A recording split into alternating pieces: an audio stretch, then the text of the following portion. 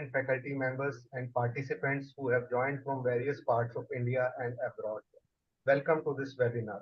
I am Sumit Kumar Madan from Zydus Life Sciences Limited, and on behalf of Zydus, I welcome our guest speaker, Dr. Maria Victoria Matthews, Chief Guest, Dr. Priyanka Shrivastava, all discussants and participants to this virtual symposium on multiple myeloma, an update from ASH December 2022. Before we commence the proceedings, I would like to welcome and introduce the host and convener for this continuous medical education series under the edges of Mumbai Hematology Group, Dr. M.B. Agarwal. Sir is Professor and Head Department of Hematology, Bombay Hospital, Institute of Medical Sciences, Mumbai. He is also associated with other esteemed institutes as well, like PD Hinduja Hospital, Leelavati Hospital, Fortis, and Breach Candy Hospitals in Mumbai. He is the president of Mumbai Hematology Group as well. I request Dr. M.B. Agarwal to navigate this program further. Sir, over to you. Thank you for your kind words. Good morning to one and all from India. Good afternoon, good evening from the rest of the world. Our guest speaker this morning is Dr. Maria Matthews from Spain. She has been our speaker in past multiple occasions, and she will be physically with us on 1st of October for Best of EHA this year. She's going to speak today on an update from ASH December 2022. This webinar is brought to you by Mumbai Hematology Group. It is supported by Zydus, managed by Perfect Square. I thank Mr. Ashish Kumar and Mr. Sumit Madan, their team from Zydus, Mr. Yash, Mr. Kalpesh, and the team from Perfect Square, Executive Committee of Mumbai Hematology Group, our chief guest, Dr. Priyanka Srivastava from Karamsad, Gujarat, our guest speaker, Dr. Maria Matthews from Spain, all our discussants who are eminent hemato-oncologists or medical oncologists, and you participants for sparing your Sunday morning, afternoon, or evening.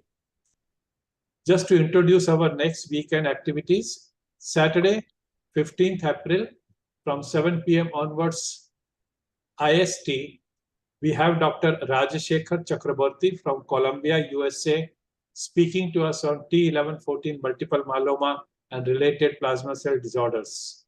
Next day, that is Sunday, 16th of April, in the morning, 11:30 a.m. onwards, IST, Dr. Amrita Saraf from Gangaram Hospital, New Delhi, will be speaking on paroxysmal nocturnal hemoglobinuria.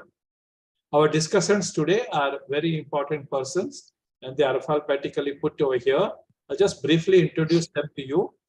We have Dr. Abhishek Kakru from Ahmedabad, Dr. Aniket Mohite from Pune, Dr. Ankit Rayani from Ahmedabad, Dr. Ayan Bhattacharya from Kuch Bihar, Dr. Bhausai Bagal from Mumbai, Dr. Chirag Shah from Ahmedabad, Dr. Giri Punja from Manipal Hospital, Mysore, Dr. Kunal Goyal from TMH Varanasi, Dr. Meet Kumar from Fortis, Gurugram, Dr. Monica Chenareddy from Bangalore, Dr. P.P. Abdul Shahid from Trivandrum, Dr. Pujita Reddy from Andhra Pradesh, Dr. Ramesh Balasubramaniam from Madurai, Dr. Sharad Damodar from Bangalore, Dr. Shilpa Gupta from Mumbai, Dr. Shrijesh from Chandigarh, Captain Dr. Uday from AFMC Pune, and Dr. Varun Bafna from Kolhapur, Dr. Yashwant Kashyap from Raipur, Dr. Yoga Lakshmi from Hyderabad.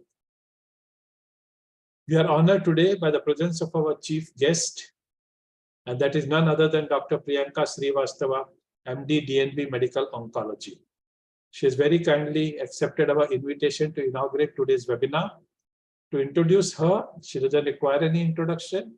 She has done a fellowship in medical oncology from Princess Margaret Cancer Center, University of Toronto, Canada. At present, she is working as a consultant medical oncologist and hemato-oncologist at MS Patel Cancer Center, which is a rural-based tertiary referral center. It's a part of National Cancer Grid and Hospital-based Cancer Registry Program of ICMR. She's a member of the DNB Medical Oncology Program at her institution. She has several publications in peer-reviewed journals. She's editor of the Gynec Oncology section of Indian Journal of Medical and Pediatric Oncology. I request her to inaugurate our today's webinar and give us some words of wisdom.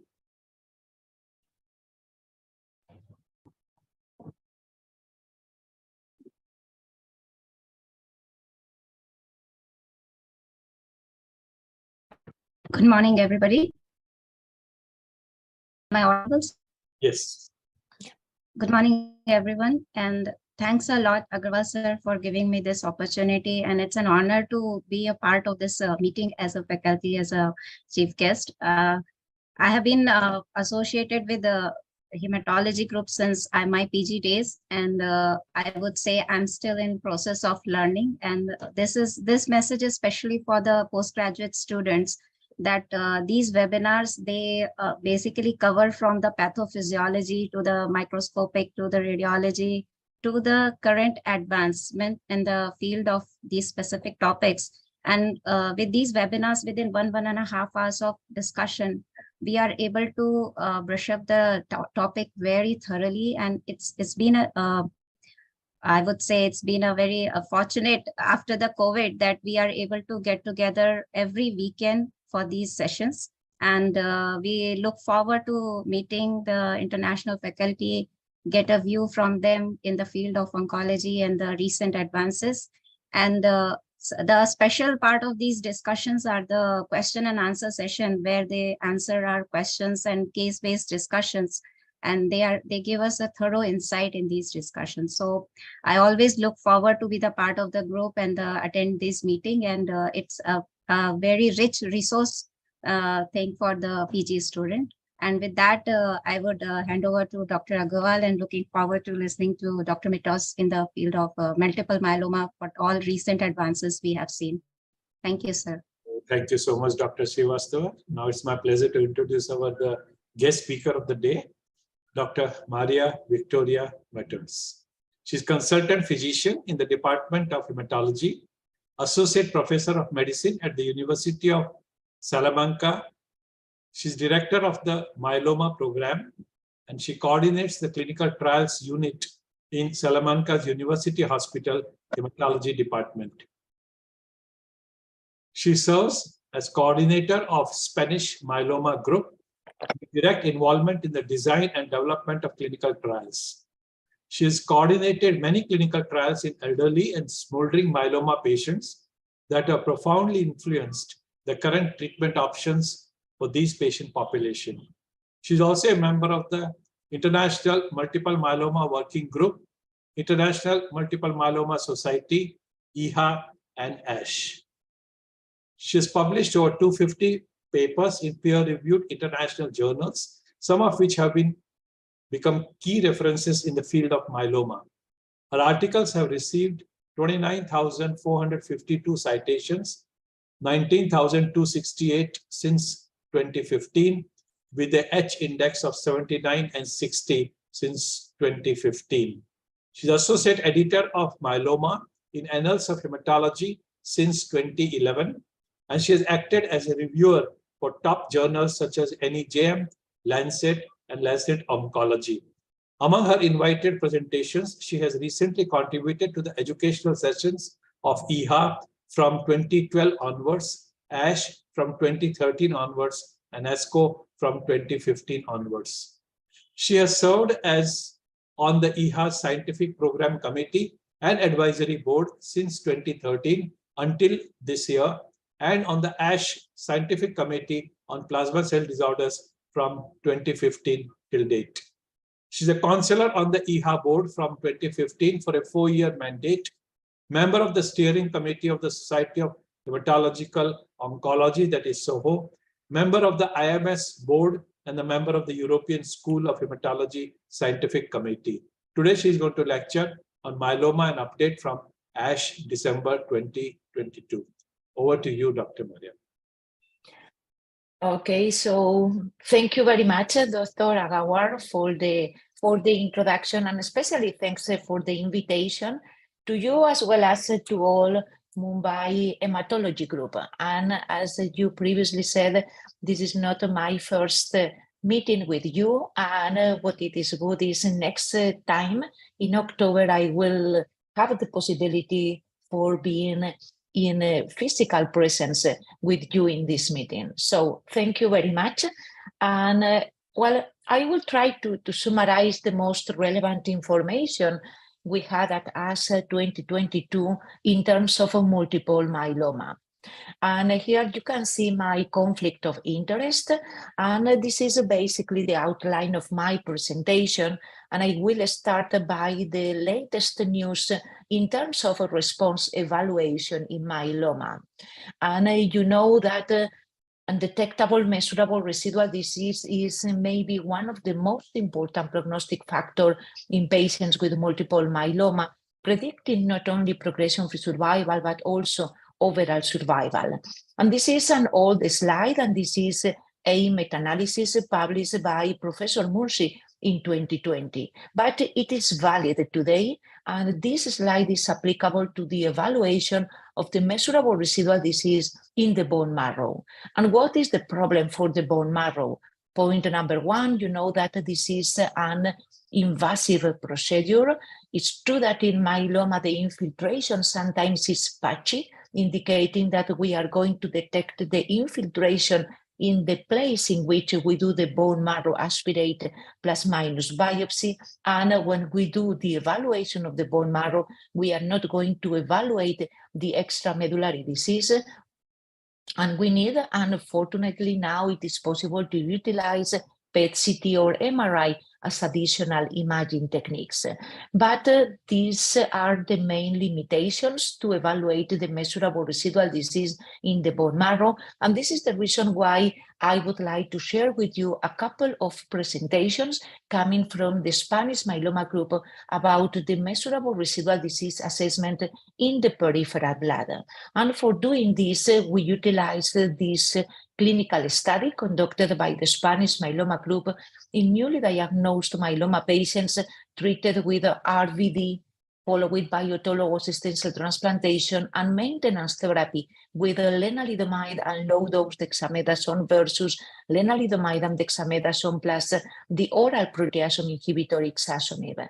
You have to know that both arms were equivalent in terms of outcome, indicating that Lendex was equivalent to Lendex plus ixazomib, and we evaluated the minimal residual disease. But what I would like to remark here is the measurable disease evaluation in peripheral blood throughout flow cytometry.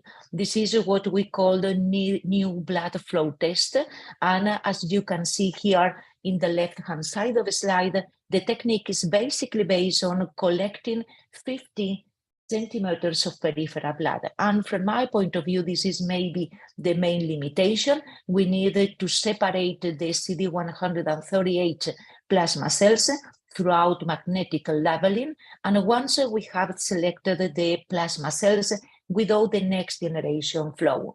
The main concept for doing the evaluation of the measurable residual disease in peripheral blood is that we have to try to reach sensitivity level of 10 to the minor h. This is what it was possible to be done. And indeed, in this graph, you can see how when we evaluate the measurable residual disease in the peripheral blood, here you can see in blue some patients in which when we use the conventional next generation flow, we detect measurable residual disease in orange in some patients, but when we use this technique with a higher sensitivity level, we are going to be able to detect measurable residual disease in more patients. But also it's important to see how when we evaluate the prognostic impact of the negative next generation flow in peripheral blood throughout this technique, the prognostic value is very evident. So this is a possibility. And the other possibility that we did also in the same study is to evaluate mass spectrometry. Mass spectrometry is, I would say, more standardized. We know that mass spectrometry is not yet approved, but it is going to be approved very soon, maybe by FDA. And what mass spectrometry does is to evaluate the molecular mass of the monoclonal component of each patient. So this means that the precision and the accuracy in order to evaluate the measurable residual disease is relevant. And definitely when we compare mass spectrometry with immunofixation, it is much more sensitive. And I would say that it is similar to next generation flow. And the reference here is the next generation flow in the bone marrow. And you can see how mass spectrometry is able to distinguish two different subgroups of patients. So from my point of view, both techniques, next generation flow in peripheral blood throughout this technique with 50 cc's of peripheral blood or mass spectrometry definitely will allow us to monitor the absence of measurable residual disease, or maybe its reappearance in an easy way in comparison with bone marrow, because this is important. Now we are moving towards potentially fixed duration of therapy in patients with multiple myeloma. And when we evaluate the measurable residual disease in the bone marrow just once per year, maybe is too much, and these techniques will allow to monitor more frequently the lack of measurable residual disease. So this is concerning the response evaluation. If we move on right now to the plasma cells precursor diseases, I would like to start with this study conducted by the I Stop Multiple Myeloma project. As you know, this is a screening population study conducted in Iceland, in which over 75,000 persons older than 40 years were screened for the evaluation of, for the detection of monoclonal component. And in this study, what they did was to establish a potential model in order to evaluate with high accuracy the probability for a patient to present more than 10% of plasma cell in the bone marrow. For doing this, they incorporated in the model the isotype of the monoclonal component, the M protein, the free light chain ratio, and the total IgG, IgA, and IgM levels. So when you can utilize this model in this calculator you can see here in the slide, it is possible to predict the probability of having more than 10% of plasma cells in the bone marrow. And why it is important? It is important because if the probability is very low, maybe it is not necessary to go to the bone marrow. And as you do, and as we do in our clinical activity, we detect many monoclonal components. Sometimes this is going to avoid bone marrow aspirates in a quite high proportion of patients. And following with the plasma cell precursor diseases, Saji Kumar from the Mayo, in collaboration with the International Myeloma Foundation, updated the results of this curative approach for high-risk smoldering myeloma. Almost 90 high-risk smoldering myeloma patients, according to the International Myeloma Working Group risk model to 2020, were treated with carfilzomib, lenalidomide, and dexamethasone plus daratumumab. Induction, 6 induction cycles, followed by consolidation and maintenance for 1 year, indicating that patients were treated for approximately 2 years of treatment. The follow-up right now was of approximately 3 years, and you can see how majority of the patients responded, and indeed the MRT negativity rate was quite high, 84%, and this is the progression-free survival, and it is quite exciting, but from my point of view, we need to wait because now patients are being finalized the treatment. This means that we have to wait in order to see what happens with these patients once the treatment is finalized. And I am saying this because this study is complementary with this other conducted by the Spanish Myeloma Group, also in a similar population. High-risk smoldering myeloma patients treated with carfilzomib, lenalidomide, and dexamethasone as induction, but we decided to incorporate also autologous stem cell transplantation, maintenance, consolidation, and maintenance with lenalidomide for 2 years. Patients received treatment also during approximately 3 years, fixed duration of therapy, And our primary objective was to evaluate the minimal residual disease negativity rate after autologous stem cell transplantation and sustained at 4 and 5 years after autologous stem cell transplantation. And the information is quite encouraging, and indeed 4 years after autologous stem cell transplantation, 48% of the evaluable patients were in MRD negative, and this is the time to progression to active myeloma. And you can see here how it is quite attractive because the majority of the patients have not progressed yet to multiple myeloma. However, I have to say that from our point of view, once patients finalized the treatment, we detected some biochemical progression with no myeloma defining event, and we decided to do an early rescue intervention with Dara-Pomdex, and this is the final result. The time to progression to myeloma is quite attractive, and we needed to wait longer follow-up in spite of the fact that now the median follow-up is of approximately 70 months because we needed to evaluate these 28 patients who were in MRD negative for 4 years after autologous stem cell transplantation in order to see if we are going to be able to cure some high-risk smoldering myeloma patients.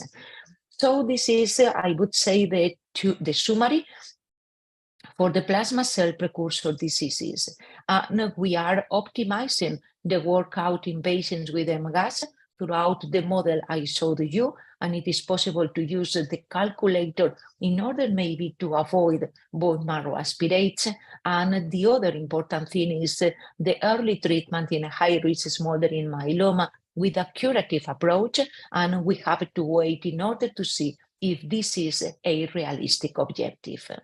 Now let's move on to evaluate newly diagnosed multiple myeloma. Here you can see the European guidelines published in 2017, published in 2021, and this is the way in which we treat our newly diagnosed myeloma patients, basically based on the transplant eligibility. If we focus on the transplant eligible, and in spite of the fact that our current guidelines do recommend Dara-VDD or VRD, I would say that the VRD is becoming the starting point in order to improve the outcome in this population. And this is the real-world outcomes reported by Sagar Lonial and his group at Emory in Atlanta, with 1,000 consecutive newly diagnosed myeloma patients treated with RVD, transplant, and maintenance. And overall, I think that the outcome is quite relevant because the median PFS is longer than 5 years, the median overall survival of approximately 10 years. And we are moving right now towards the incorporation of the monoclonal antibodies anti-CD38 to this standard of care. Also with the RVD, this is coming from the Spanish myeloma group. This was not presented at ASE, but as International Myeloma Society in August in 2022. And the main difference with the previous study is this is a randomized clinical study. Bortezomib, lenalidomide, and dexamethasone were given for 6 cycles, and a patient received 2 additional cycles of consolidation with RVD. And also the other difference is lenalidomide was given for 3 weeks on, 1 week off, instead of 2 weeks on and 1 week off, as it was done in other trials in which bortezomib, lenalidomide, and dexamethasone was the induction regimen. And here you can see how the outcome is very good. And from my point of view, the median progression-free survival of 80 months observed in this study maybe is one of the better of the longest median progression-free survival reported in a series of newly diagnosed myeloma patients, in this case, transplant eligible. But as I previously told you, I think that we are going towards new induction regimes using bortezomib, lenalidomide, and dexamethasone as control arm. And the information we have right now is coming from the Griffin study, and some presentations were done also at ASE 2022. It is important to consider that this is a phase 2 randomized study with 200 patients randomized to Dara VRD versus RVD, transplant, consolidation, and maintenance with the dara-lenalidomide versus lenalidomide. This study, because it is only a phase 2 clinical study, this has not been the rationale for the approval of this combination, and we have to wait to the Perseus study, the phase 3 clinical study, in order to see the real superiority of dara-VRd over RVd. But I would say that the Griffin study showed how when we add the monoclonal antibody anti-CD38, daratumumab in this case to RVd, we are going to significantly increase the complete response rate after induction, transplant, consolidation, as well as after maintenance. And although the primary endpoint was not progression-free survival, here you can see how there is a significant difference. But from my point of view, the most relevant information we had at ASH 2022, and from my point of view, it is about the role of the monoclonal antibody anti-CD38 in terms of high-risk patients, patients with any one or more high-risk cytogenetic abnormalities. And in this slide, we can see how when newly diagnosed myeloma patients, transplant eligible, do present at least one high-risk cytogenetic abnormalities, I would say that the outcome is comparable to patients with no high-risk cytogenetic abnormalities, indicating that the addition of daratumumab is going to be able to overcome the poor prognosis of the presence of at least one high-risk cytogenetic abnormalities. Maybe you can ask me, what is this high-risk cytogenetic abnormalities?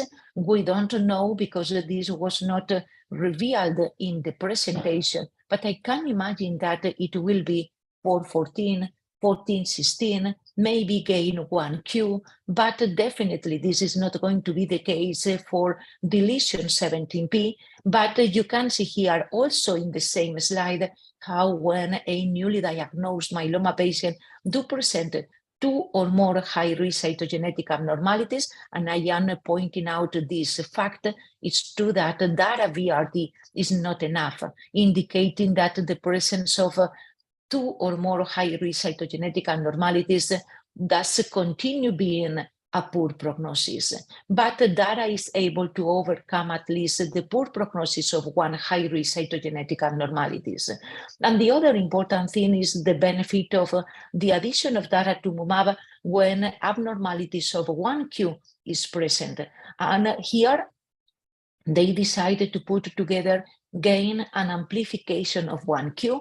And based on what I am going to show you later, based on the Maya study with dara index, I would say that dara is going to be able to overcome the poor prognosis of the presence of a gain 1q, but not amplification of 1q. And from my point of view, amplification of 1q does continue being a high-risk cytogenetic abnormality, but this is not going to be the case for gain 1q. And when we add daratumumab, we are going to overcome the poor prognosis. This is, from my point of view, the most relevant information concerning the induction regime for the transplant-eligible population. And I previously told you we have to wait to the Perseus study. It is the phase 3 in which dara-VRd is compared with RVd in over 700 newly diagnosed myeloma patients. We are going to continue doing autologous stem cell transplantation in our newly diagnosed myeloma patient if they are transplant eligible. And this is basically based on the determination study, because you can see here how transplant is clearly superior in terms of progression-free survival. It's true that there is not any benefit in overall survival, and this make it possible to consider the patient preferences. And it's true that if a patient does not want to go to autologous stem cell transplantation as part of the first line of therapy, it is possible to reserve at the moment of the relapse because of the lack of benefit in overall survival. But in terms of progression-free survival, we have to explain to our patients that the benefit is more evident. And if there is a subgroup of patients in which I consider the role of autologous stem cell transplantation as something very relevant, are patients with high-risk cytogenetic abnormalities, because here you can see RVD age cycles without autologous stem cell transplantation in this population resulted in a median progression-free survival of only 17 months. So in this population, it is necessary, from my point of view, to do autologous stem cell transplantation. You know that maybe in the future, from my point of view, we will incorporate the minimal residual disease situation in order to decide if we can avoid autologous stem cell transplantation in some patients. But today, with the information we have and with the information we have from ASH 2022, I would say that the transplant does continue being a standard of care as part of the first line of therapy. And in terms of maintenance therapy, in spite of the fact that the Cassiopeia study evaluated the role of daratumumab as monotherapy, and the Griffin study evaluated the dara plus lenalidomide, and maybe this will be a new standard of care, today we have to say that the lenalidomide single agent does continue being the standard of care. And the standard of care, as you know, is lenalidomide continuous therapy until progressive disease. But now we are moving towards the possibility of stopping maintenance with lenalidomide, basically based on risk status as well as minimal residual disease. This is what it was done in this Myeloma 11 study conducted by the Myeloma UK group. And in this study, what they did is to evaluate the benefit of lenalidomide over observation across the time. And they observed overall how, in terms of progression-free survival, as well as progression-free survival too, it's important to see how beyond the first 3 years, the statistical significance for lenalidomide versus observation is less and less evident. And when we evaluate this slide, we can say, okay, maybe it is possible to stop maintenance therapy with lenalidomide after 3 years of maintenance. But from my point of view, it's important to evaluate in more detail this analysis, and what Charlotte Pauline presented at us is, if we focus on patients with standard risk as well as MRD negative, maybe beyond the 3rd year, there is not any benefit for lenalidomide versus observation, standard risk, and especially if patients are in minimal residual disease negative. But we can see here how if patients do present high risk or ultra high risk cytogenetic abnormalities, or the minimal residual disease is positive, the magnitude of the benefit for lenalidomide is quite consistent over time, and maybe in these patients it would be necessary to continue with lenalidomide as continuous therapy. Also, I would like to remark that this is not a pre-specified objective in the Myeloma 11 study. This is a post-hoc analysis they did, and in my clinic, so I can inform to the patients, especially standard risk MRD negative, about the possibility of stopping maintenance therapy, but we have to take care because the primary objective of this study was not to evaluate the optimal duration of maintenance with lenalidomide, and it's true that the label, at least in Europe, is to give lenalidomide until progressive disease. So if you decide to stop maintenance based on this information, I always say that we have to discuss with the patient because the label is lenalidomide until progressive disease. Let me share with you some slides focused on patients with high-risk cytogenetic abnormalities. I personally consider that we are going to see more and more specific clinical trials conducted for this population, because standard risk, maybe they are going to present optimal outcomes with conventional standard of care like RVD plus the anti-CD38 monoclonal antibodies, and maybe we are going to avoid transplant in some standard risk patients achieving MRD negative, and definitely this is not applicable to patients with high risk, and they need from more intensive approaches of therapy, and from my point of view, from continuous therapy. This is a clinical study presented by Katja Weissel from Germany in the phase 2 concept study, in which KRD was combined with the anti-CD38 monoclonal antibody isatuximab, followed by autologous stem cell transplantation, consolidation with ISA-KRD, and maintenance with ISA, carfilzomib, and lenalidomide as continuous therapy, and the same is applicable to the transplant-ineligible population, but without autologous stem cell transplantation. At ASCE 2022, they presented the information after consolidation, and in the transplant eligible and in the transplant ineligible, you can see how the MRD negativity rate is quite important, almost 70% for the transplant eligible, 54% for the transplant ineligible. This is important, but from my point of view, we need to wait how this information will translate in terms of progression-free survival. Also, I would like to pay your attention to the definition of high risk, because here the definition is ISS 2 or 3 plus more than one or more than one of these high-risk cytogenetic abnormalities, deletion 17p, 414, 1416, and amplification of 1q. This is relevant, but from my point of view, the risk is not going to be the same for a patient with ISS 2 plus 414 that ISS 3 plus amplification of 1q or ISS 3 plus deletion 17p. And I am saying this because we have this other study conducted by the Myeloma UK group, also in patients with high risk, newly diagnosed myeloma patients. But from my point of view, the issue is the definition for high risk is different.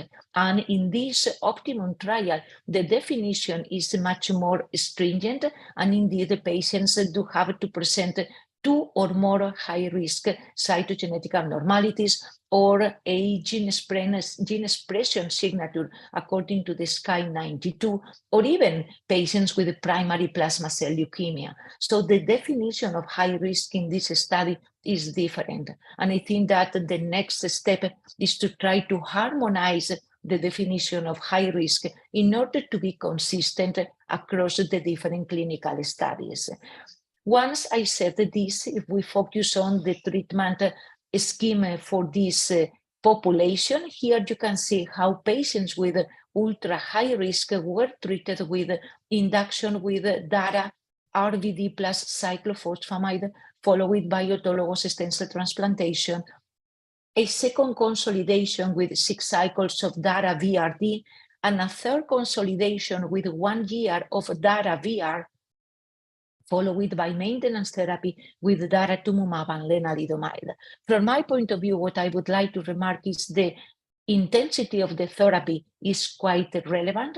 And from my point of view, what it is important in this study, they evaluated or they compared the outcome for patients treated with this intensive scheme with another series of ultra high risk newly diagnosed myeloma patients according to the same criteria, but treated with conventional therapy, induction, transplant, and maintenance. And from the outcome, when we compare the outcome for patients treated with this intensive scheme and patients treated with a conventional approach, the benefit is much more evident for patients treated with an intensive approach. And this is, from my point of view, the learning message.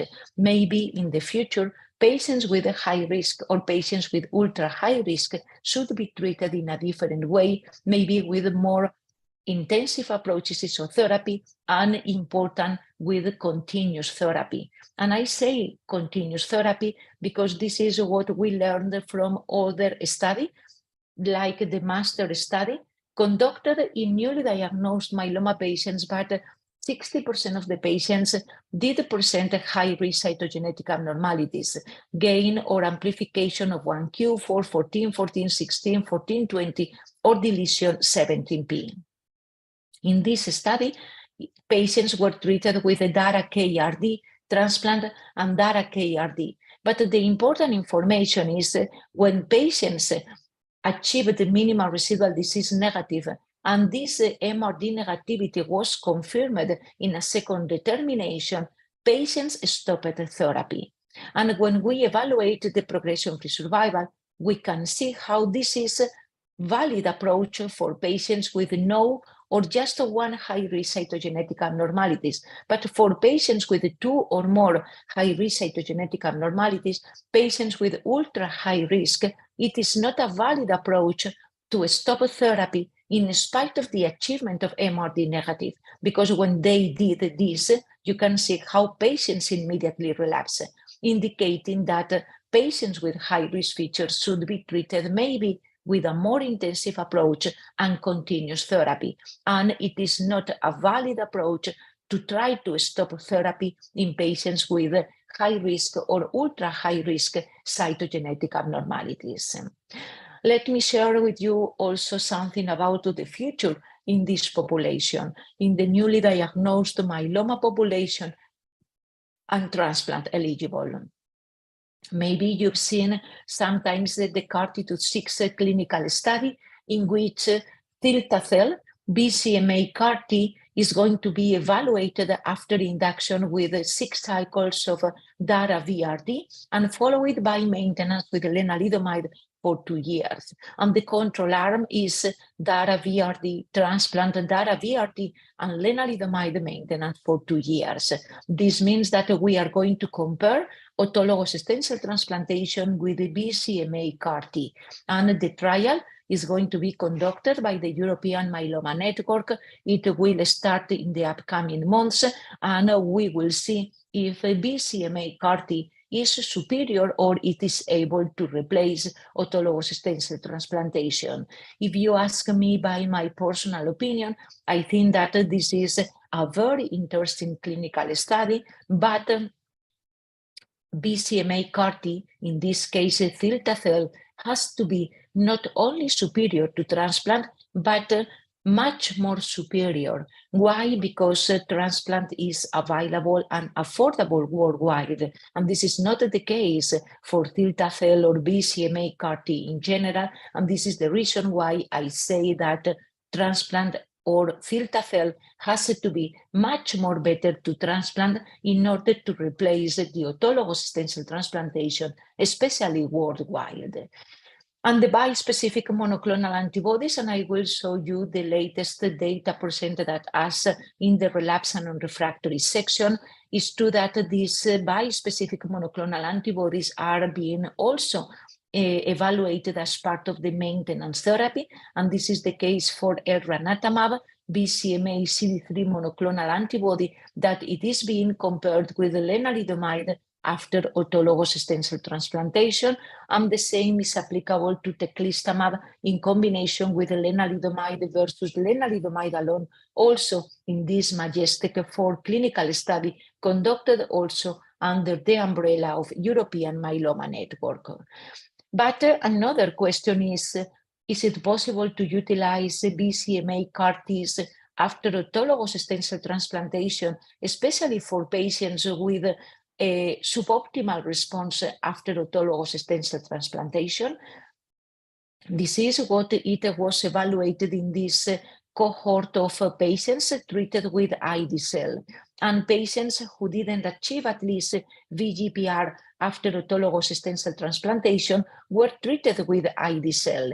And you can see here how the efficacy is quite evident, and indeed the complete response rate was 74%, indicating that ide-cel was able to put in complete response to the majority of patients who didn't achieve at least VGPR after autologous stem cell transplantation. And in addition, many patients were in minimal residual disease negative.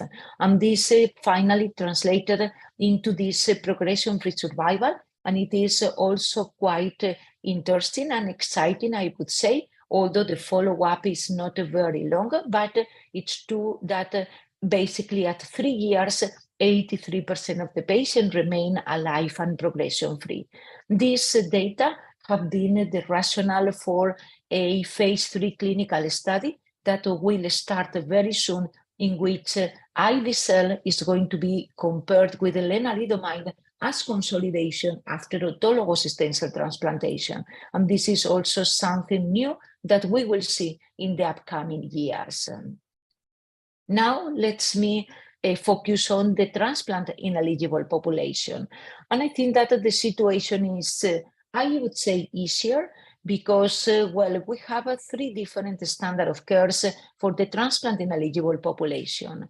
RVD followed by lenalidomide and dexamethasone was updated at ASCO 2022. And from my point of view, there is a clear message.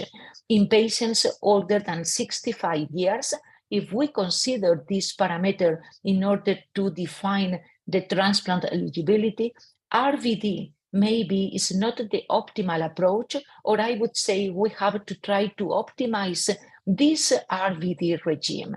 Why? Because when we compare RVD with lenalidomide and dexamethasone alone in this population older than 65 years, you can see how the benefit in progression-free survival as well as overall survival is not very relevant, and the hazard ratio is 0.8. But for me, it's important also to evaluate the safety profile and to see how treatment discontinuation due to toxicity was observed in 47% of the patients treated with RVD versus 26% in patients treated with RD. This means that RVD in patients older than 65 years maybe is too toxic.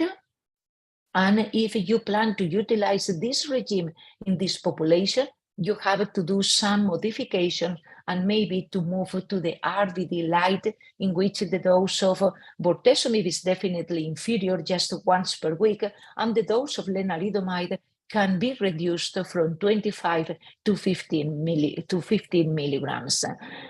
The Alcyon study was also updated at ASCO 2022, and just to say that the benefit in progression-free survival is sustained, but there is a significant benefit in overall survival, and the median overall survival for DARA VMP has been reached, and it was 83 months.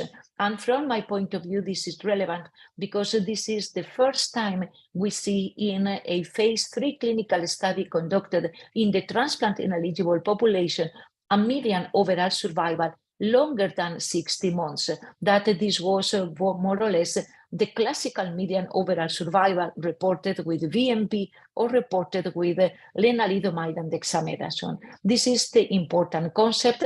And the second important concept is to establish the relationship between minimal residual disease negative and overall survival.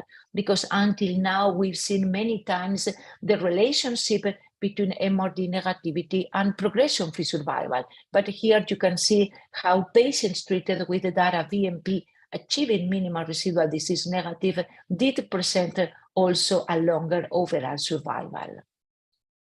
If we move to the MAIA study, it was also updated, and this is the first time we've seen in a congress the median progression-free survival reported for DARA-Lendex, almost 62 months, the longest median PFS we've seen for this population.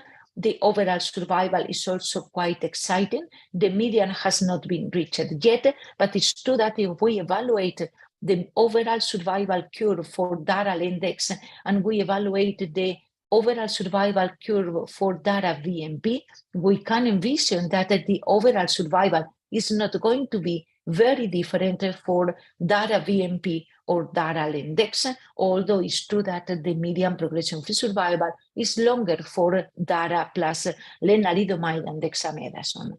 But another important information we've seen is again the relationship between minimal residual disease and overall survival, with a clear impact in terms of significantly longer overall survival for patients reaching MRD negative.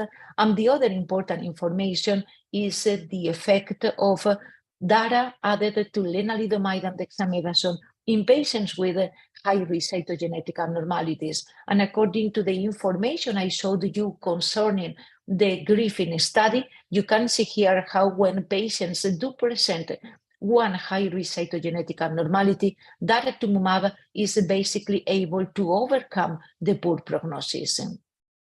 And the same is applicable when the patients do present isolated gain 1q, indicating that dara, from my point of view, is going to be able to overcome the presence of isolated gain 1q, or maybe just one high-risk cytogenetic abnormality like 414 or 1416. Maybe this is not the case for deletion 17p. This is not the case for the amplification of 1q, and the poor prognosis is present.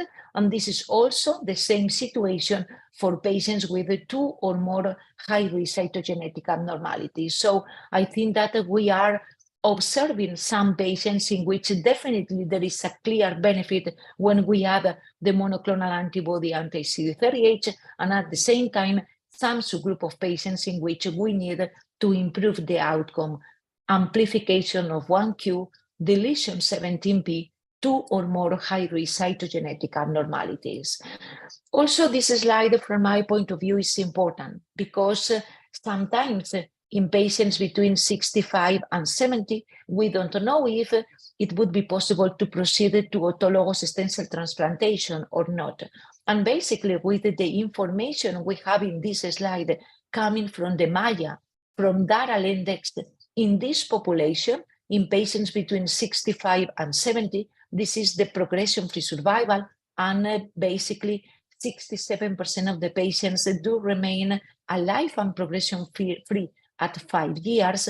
From my point of view, this information is relevant because maybe DARAL index is going to be better than proceeded to autologous stem cell transplantation in patients between 65 and 70. And this information is relevant from the practical point of view if DARAL index is available.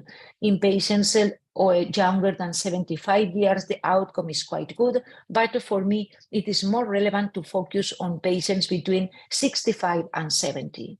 And if we evaluate the future in this population, again, BCMA CAR-T is going to be evaluated in this CARTITUDE-5 clinical study, in which RVD followed by lenalidomide and maintenance is going to be compared with RVD followed by cilta-cel with no maintenance therapy. This CARTITUDE-5 clinical study is ongoing. The primary endpoint is progression survival. And from my point of view, the main issue in this study is the control arm, because I previously told you that RVD followed by lenalidomide and maintenance is maybe not the optimal standard of care for the transplant ineligible population, but the design of the trial was done like this, and we will see how cilta-cel is effective in this population. And I can imagine that maybe cilta-cel will be superior to RVD followed by lenalidomide and dexamethasone. If CARTITUDE-5 and CARTITUDE-6 are positive study, maybe we are going to move from transplant eligibility to CAR-T eligibility. But definitely this is something that will occur in the upcoming years, and maybe we need some years before these two clinical studies will report significant benefit in terms of progression-free survival and especially overall survival. And the bispecific monoclonal antibodies are also being evaluated in the transplant-ineligible population, elranatamab in combination with the daratumumab and lenalidomide versus DARAL index, and the same approach in the MajesTEC-7 study, teclistamab lenalidomide versus daratumumab in combination with lenalidomide and dexamethasone.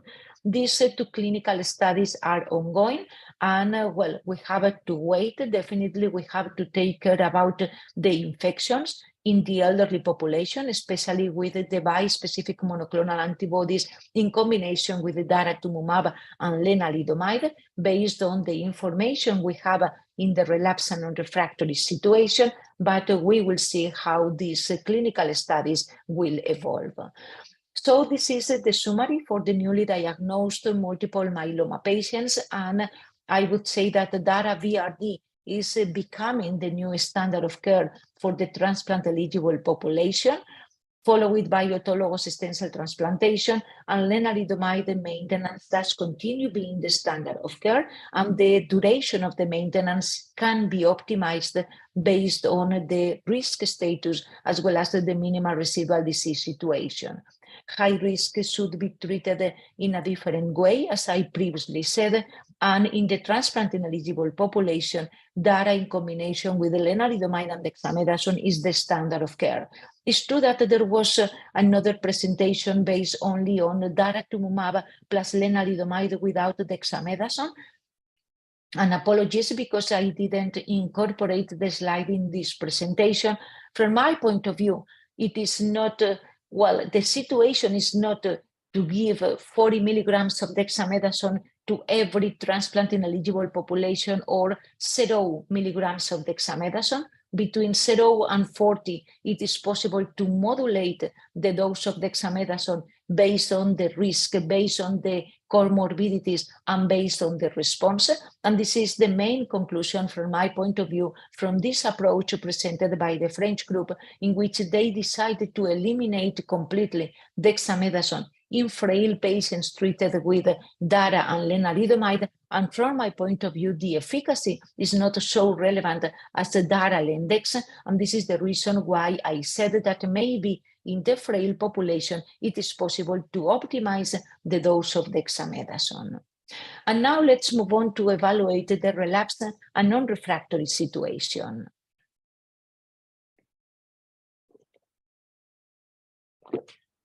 And this slide does represent the new guidelines, I would say, for the management of relapsed and non-refractory myeloma patients, especially in first relapse.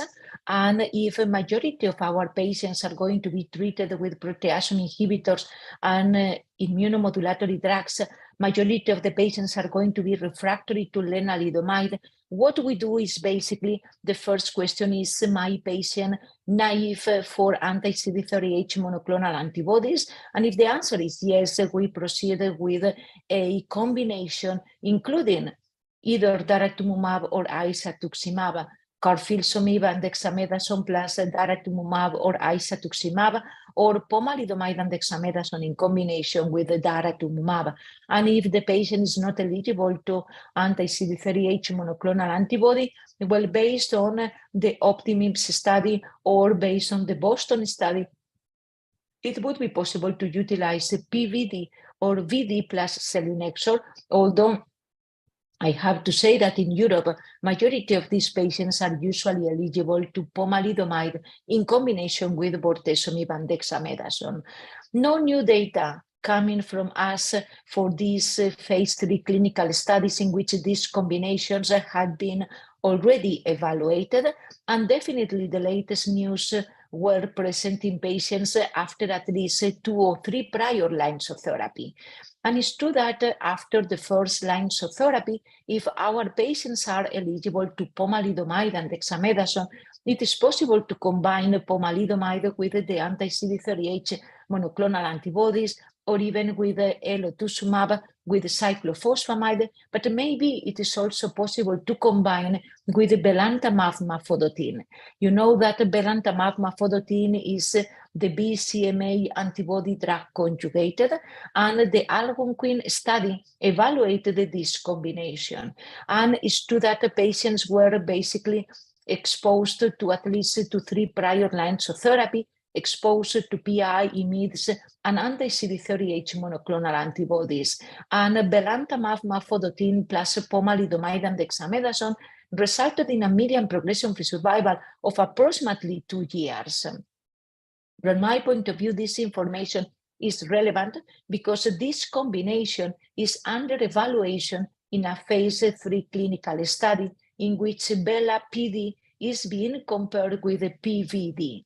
From my point of view, this study is relevant in order to see how we will proceed with belantamab mafodotin. You know that now in Europe it is approved as single agent. You know that FDA retired the approval in relapsed and refractory myeloma patients. And I decided to put here this slide just because it is important to see how this combination is quite effective. If this efficacy is confirmed in the phase 3 clinical study, from my point of view, we will continue utilizing maybe belamaf in a specific subgroup of patients. But if the phase 3 clinical study do not confirm this benefit or this superiority in comparison with PVD, I consider that maybe belantamab mafodotin will be eliminated from the treatment landscape for patients with multiple myeloma. How we can envision the future considering as 2022? Well, it's true that we have to focus also on early relapses.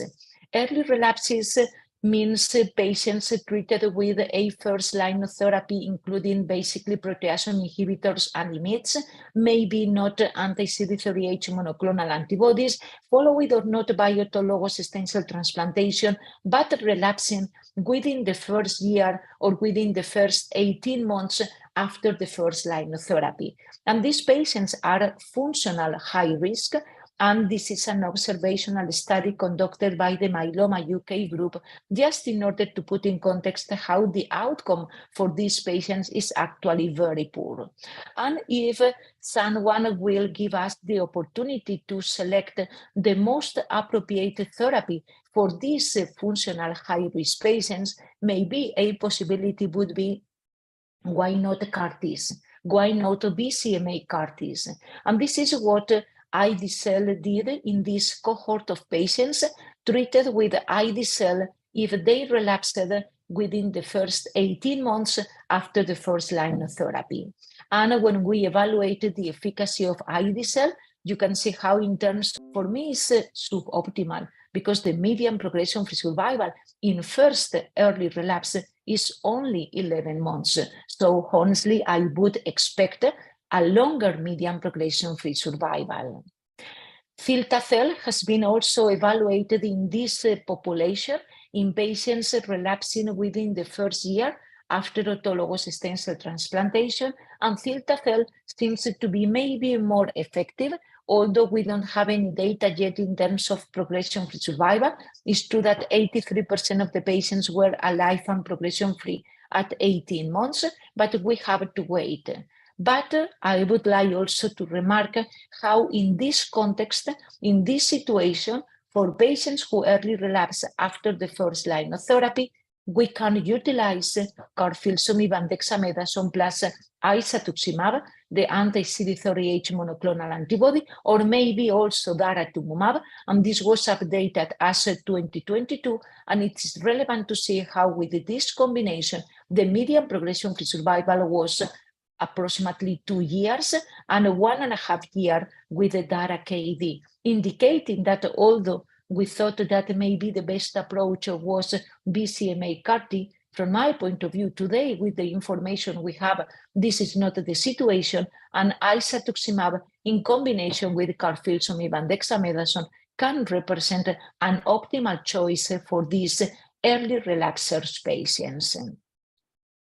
For patients who relapse later on, well, intermediate relapses or late relapses, it's true that it is possible to use different combinations, but BCMA CAR-Ts are also under evaluation. And cilta-cel has been evaluated in 19 patients relapsing 1 to 3 prior lines of therapy after, well, with myeloma after 1 to 3 prior lines of therapy, and the efficacy is quite relevant.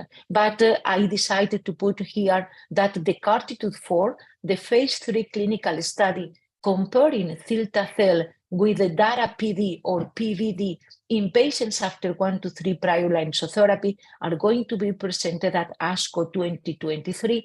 And I can say that the data are going to be very positive in favor of cilta-cel, and maybe we will have a new standard of care in this population, and this is the case for cilta-cel. But although it was not presented at us, it was presented some months later and published in New England Journal of Medicine, we have also ide-cel in patients after 2 to 4 prior lines of therapy, evaluated in the KarMMa-3 phase 3 clinical study, and it's true that ide-cel is superior to the standard of care in this population. But again, we have to put in context that the median progression-free survival is approximately 1 year. And from my point of view, although there is a significant benefit in comparison with the standard of care, 13 months is, well, not too much from my point of view in order to expand the role of a BCMA CAR-T in this population. We have also bispecific monoclonal antibodies that are under evaluation in this population between after 1 to 3 prior lines of therapy. This is the case for teclistamab in combination with daratumumab and lenalidomide. And this combination has been evaluated in a small cohort of patients. All patients responded, and the efficacy is important. But from my point of view, we have to take care with the toxicity profile, because neutropenia grade 3-4 was reported in basically 80% of the patients. And from my point of view, this incidence of neutropenia is higher than expected, especially if we consider that these are relapsed and refractory myeloma patients after just 1 to 3 prior lines of therapy. But we needed to wait in order to see the results of the phase 3 clinical study in which teclistamab is being combined with daratumumab. This is the efficacy in terms of overall response rate as well as a complete response rate. But again, we have to take care about neutropenia and especially infections. What about retreatment with anti-CD38 monoclonal antibodies? We had also some abstracts presented at ASH 2022 that can give us some information. And in principle, I would say that one monoclonal antibody anti-CD38 after the other without any washout period maybe is not an appropriate strategy. This is what it was observed in the ICARIA study, and you can see here the progression-free survival for some patients treated with daratumumab after isatuximab PD, and the median progression-free survival was only 2 months. So from my point of view, this is not a valid approach, especially if we consider that the washout period between therapies was very short. So maybe if we start with the daratumumab, we give a second line of therapy in between different to anti-CD38 monoclonal antibody. In the third line of therapy, maybe it is possible to reutilize an anti-CD38 monoclonal antibody, but one immediately after the other, maybe this is not a valid approach. What is the summary about this population, patients treated with just 1 to 3 prior lines of therapy?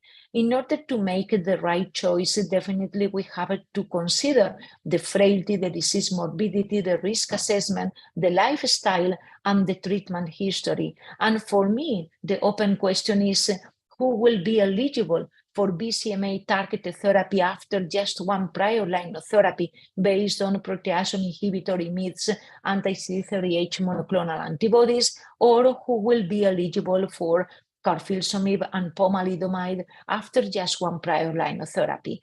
And maybe the answer to these questions will be coming with the new phase 3 clinical studies that are ongoing, but definitely, and I will concentrate right now on the role of the third therapy, the bispecific monoclonal antibodies, as well as the CAR-Ts in patients after at least 3 prior lines of therapy. And I think today there is a clear role for these new immunotherapeutic approaches in this heavily pretreated population.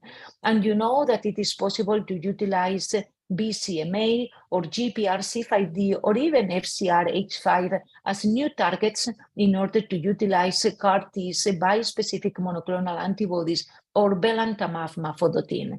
I previously alluded to belamaf in combination with pomalidomide, and belamaf was approved based on the DREAM2 study. At ASH 2022, we had the final analysis of the DREAM2 study, in which we had the opportunity to see how in the overall cohort, this is the overall survival, and the median overall survival was 15 months. It's true that if we focus on those patients who achieve at least a VGPR, the median overall survival was 30 months, and the median progression-free survival 14 months, with a median durability of the response of approximately 1 year. And this is what we see in the clinic when we utilize belamaf. It is important to see how the patient do response after the first cycle. And if we see that the patient respond and the patients achieve at least a partial response or even VGPR, this is what we see, that the durability of the response is quite long. And from my point of view, we have to wait to see the results of the DREAM8 study in order to see if we are going to move forward with belamaf, or definitely we will eliminate it from the treatment landscape. If we focus on ID-cell, these are not new data. ID-cell was effective in the triple class refractory population, but from my point of view, what is important to see how these data were reproduced in the real world setting. And this is coming from the French group, and these data were presented at ASH 2022, and the efficacy in terms of response rate as well as progression-free survival were comparable to those reported in the KarMMa-2 clinical study. And this is relevant because this is something that we don't usually see in all clinical study, the reproducibility in the real life. And this is applicable to ID-cell. Cilta-cel was updated at 2022, basically based in terms of progression-free survival and overall survival. These data are going to be updated at ASCO 2023, and I can envision that the median progression-free survival for cilta-cel in the triple class refractory population is going to be around 3 years. And from my point of view, this is something very differential and very exciting for triple class refractory population. How are we going to optimize the efficacy of CAR-Ts in patients with multiple myeloma? There are 2 different ways in which we can optimize, and this was presented at ASH 2022. A new platform in order to improve the efficacy, or maybe to go to other target like GPRC5D. In terms of the new platform, this is NextT. It has been evaluated by BMS, and I would say that basically it is based on the selection of the T lymphocytes with an optimal phenotype in order to be manufactured. This means that they are going to select basically T lymphocytes with a phenotype naive, but especially with a phenotype central memory. And it is expected that when we select these T lymphocytes, we are going to see a higher efficacy because the persistence and because the expansion is going to be more relevant. And this is what it was presented at ASH 2023. And the other possibility is to move to GPRC5D. And this was also evaluated in a presentation with 33 patients. And in terms of safety, I am not going to say anything because safety profile is acceptable, although we have to incorporate this on target of tumor adverse events like abnormalities in the skin, dysgeusia, abnormalities in the nails, or dysphagia. But this toxicity is less frequent than when we use GPRC5D bispecific monoclonal antibodies. And here you can see the efficacy, how the efficacy in terms of overall response rate and complete response rate is quite attractive, including patients previously treated with the BCMA targeted therapy. If we move to the bispecific monoclonal antibodies, here you can see the list of the different BCMA CD3 monoclonal antibodies updated at ASH 2022. And this is a summary in order to say that majority of them resulted in an overall response rate around 60%, with a complete response rate between 25 and 30%, and the progression-free survival has not been reached in majority of them, but it is going to be around 1 year. You know that teclistamab is the only BCMA CD3 bispecific monoclonal antibody so far approved in relapsed and refractory myeloma. And here you can see the data I previously told you, 60% overall response rate, progression-free survival 11 months, overall survival 1.5 years. Elranatamab has been also updated, and this will be the next BCMA CD3 monoclonal antibody that will be approved maybe in 2023. And I would say overall the efficacy data are quite similar to those reported with the teclistamab, also in terms of a safety profile. And in safety profile, when we see the summary, I would like to remark the incidence of infections as well as hypogammaglobulinemia. And this is something related with the mechanism of action because they target a BCMA, and this means that normal immunoglobulins are not hypogammaglobulinemia. This will increase the incidence of infections, but in addition, these monoclonal antibodies are going to consume T lymphocytes, and this is going to result also in some viral reactivation. So prophylaxis, as well as support with immunoglobulins when the IgG levels are lower than 400, are something very relevant measures in order to try to prevent the infections. This slide is important, and this is a sub-analysis conducted in teclistamab in order to try to predict response to teclistamab. And the quantity and the quality of the T lymphocytes is relevant. And when the patients do present high counts of CD3 T cells, CD8 T cells, but especially when the phenotype is basically naive CD8 T cells, you can see how the probability for responding is higher, and the same is applicable to the frequency of Tregs or CD38 positive Tregs, and when the frequency is lower, the patient do have more possibilities for responding. The same is applicable to the BCMA expression in the bone marrow as well as in the peripheral blood. So the soluble levels of BCMA are clearly related with the tumor burden. And when patients do present high levels of soluble BCMA, the possibility of responding is inferior.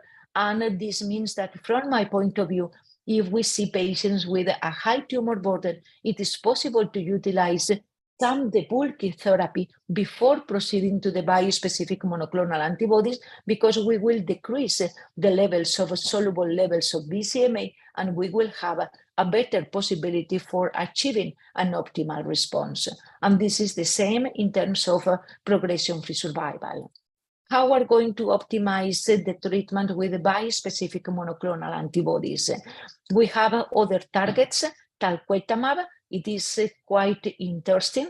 It targets GPRC5D, and in principle, 2 different doses, but you can see how in patients who have not been treated with BCMA targeted therapy, the efficacy is quite important, over 70% with 30% of complete response rate. But for me, and this is important in terms of sequencing, in patients previously treated with T-cell redirection therapies, either BCMA CAR-Ts or BCMA bispecific monoclonal antibodies, the efficacy for talquetamab is maintained. For imtamig is another GPRC5D CD3, also with similar efficacy data, including patients previously exposed with BCMA targeted therapy. And just to note the new toxicity, I previously alluded to the skin, the hair, the nails, as well as the dysgeusia and the dysphagia, basically because of the expression of GPRC5D in different parts of our body beyond the plasma cells. Here you can see the efficacy. We are going to optimize the treatment of bispecific monoclonal antibodies throughout combinations. And you know that I showed you previously teclistamab in combination with dara and lenalidomide. And there are some clinical studies combining teclistamab or talquetamab with daratumumab. But maybe the optimal approach in order to optimize is to plan a fixed duration or to do something in order to prevent the cytokine release syndrome. And this has been done with cebostamab. Cebostamab is another FcRH5 bispecific monoclonal antibody with optimal response. But what I would like to remark is this bispecific monoclonal antibody was given only for 17 cycles. And what it was observed is when these patients finalized the 17 cycles, the outcome was quite good and the response was maintained basically in those patients, especially achieving at least VGPR or even complete response. And the other important information is in this study, some patients did receive tocilizumab as prophylaxis in order to prevent cytokine release syndrome. And here in this slide, you can see how the frequency of CRS significantly decreased from 90 to 38%. So this is maybe something that we can incorporate in the clinical practice in the future, not now yet, because we needed to confirm this information. And in addition, you have to know that tocilizumab is not a drug without any side effect, and indeed neutropenia was much more frequently reported in patients receiving prophylaxis with tocilizumab, 67 versus 39%. So this is something that we have to consider. The challenging question from my point of view in the future is to plan the optimal sequencing if we can utilize ide-cel or cilta-cel after BCMA targeted therapy. And in principle, this is not something a very attractive approach. This is ide-cel after other BCMA targeted therapy. And when we evaluate the median progression-free survival, you can see how it is quite short, only 3 or 2 months. And the same is applicable to cilta-cel after belantamab or after bispecific monoclonal antibodies. And you can see how the progression-free survival is quite short. So maybe it would be better to start first with CAR-T, followed by bispecific monoclonal antibodies. Before finishing my presentation, definitely we have to dedicate a small space to other new drugs that we can utilize also in the triple class refractory population or even in the population already exposed to the BCMA targeted therapy.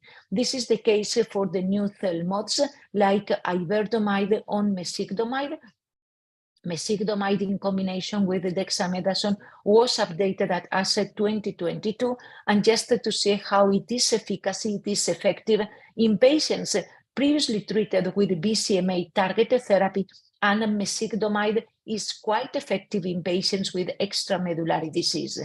This should be confirmed in the upcoming clinical studies, but the new CELMoDs are optimal drugs we will incorporate in our treatment landscape.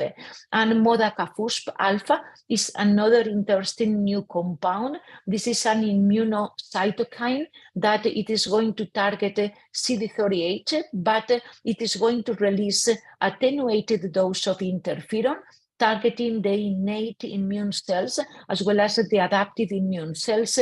And the mechanism of action is quite attractive.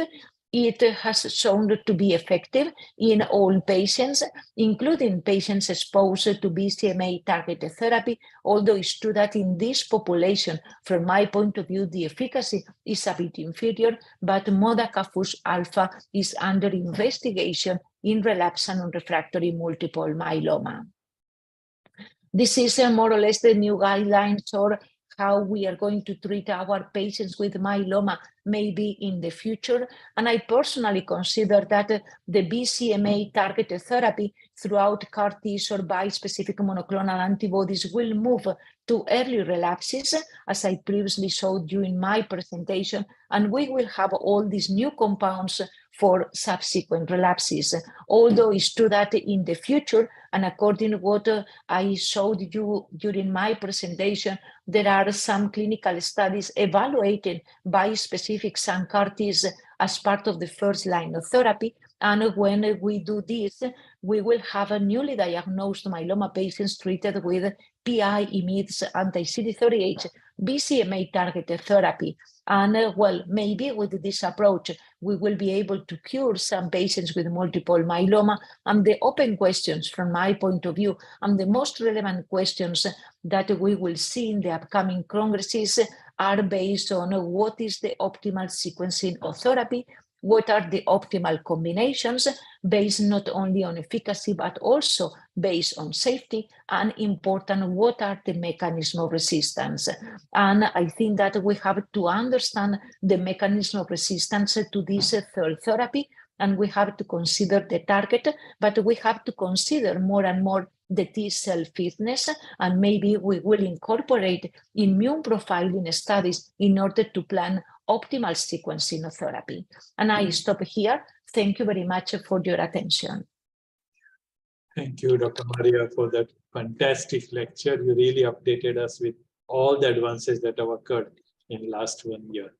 So we have some of the colleagues here who will like to ask you a question, but I'll start with some question from the chat box. There are many questions about the maintenance therapy. They want clear-cut guidelines from you in clinical practice, when to use dual agents, and in dual agents, when to use Velcade versus Dara with Len. Yeah, so I would say that lenalidomide is the standard of care. And I think that this is the basis of the maintenance therapy.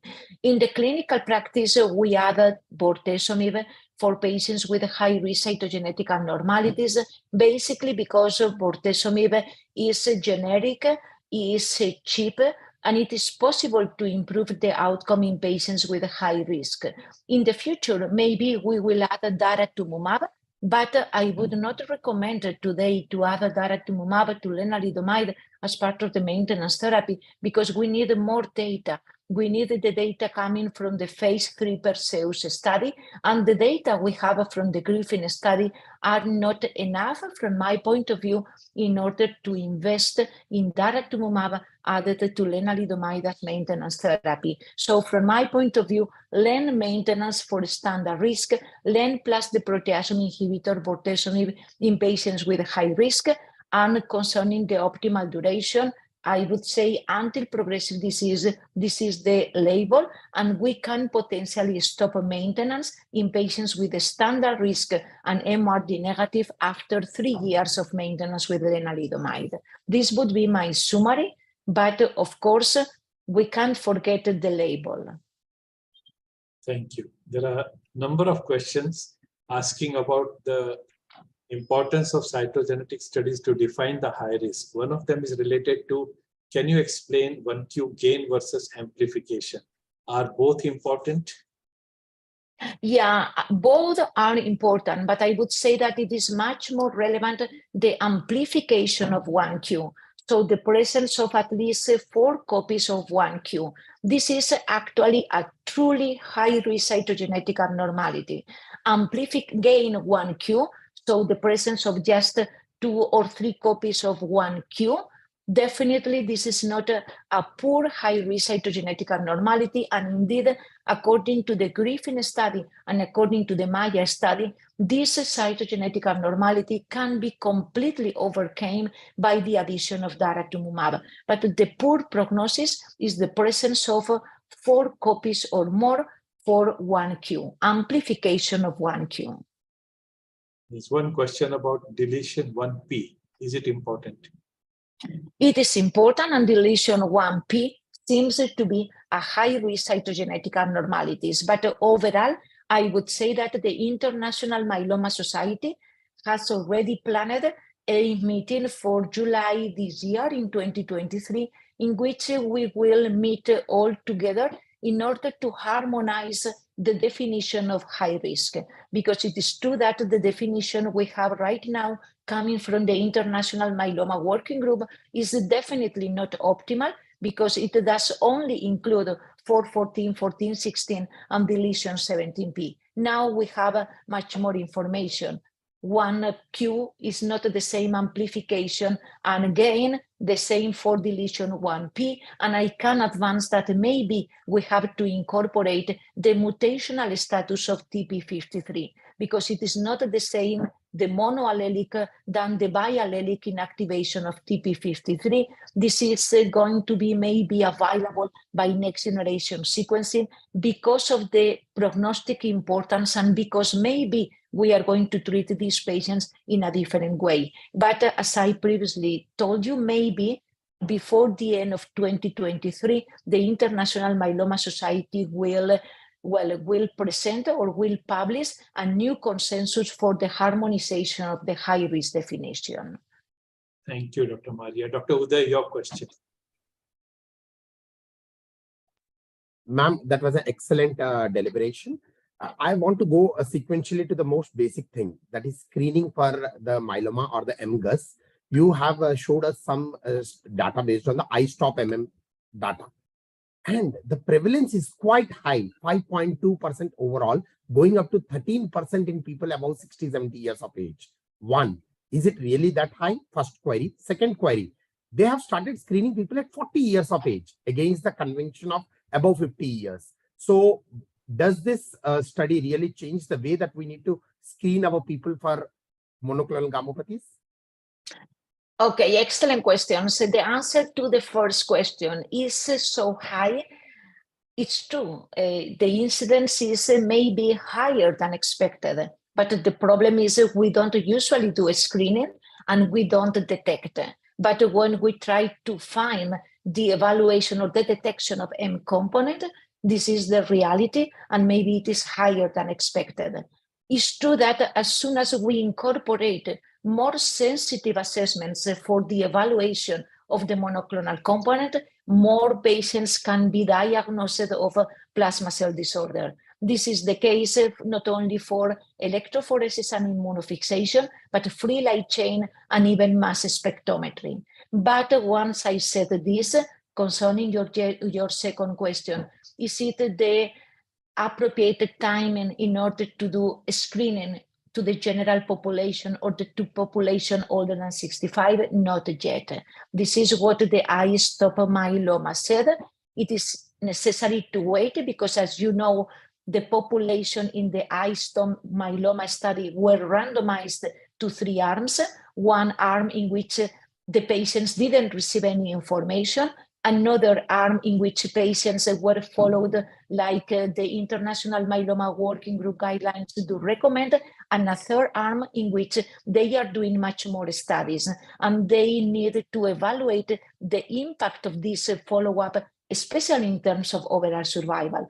Until we have these results, they clearly recommend not to doing screening population for the detection of a monoclonal component. Thank you. Are there any more questions? Can I have one more last question? Please. This would be regarding the MRD evaluation. Now, you have shown a lot of data wherein MRD is being used to modify the type of treatment.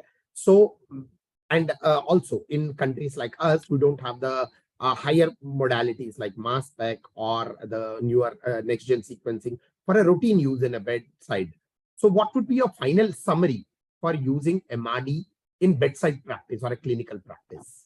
Yeah, this is also an important question. And well, we are observing how majority of the studies do incorporate right now the minimal residual disease as co-primary endpoint.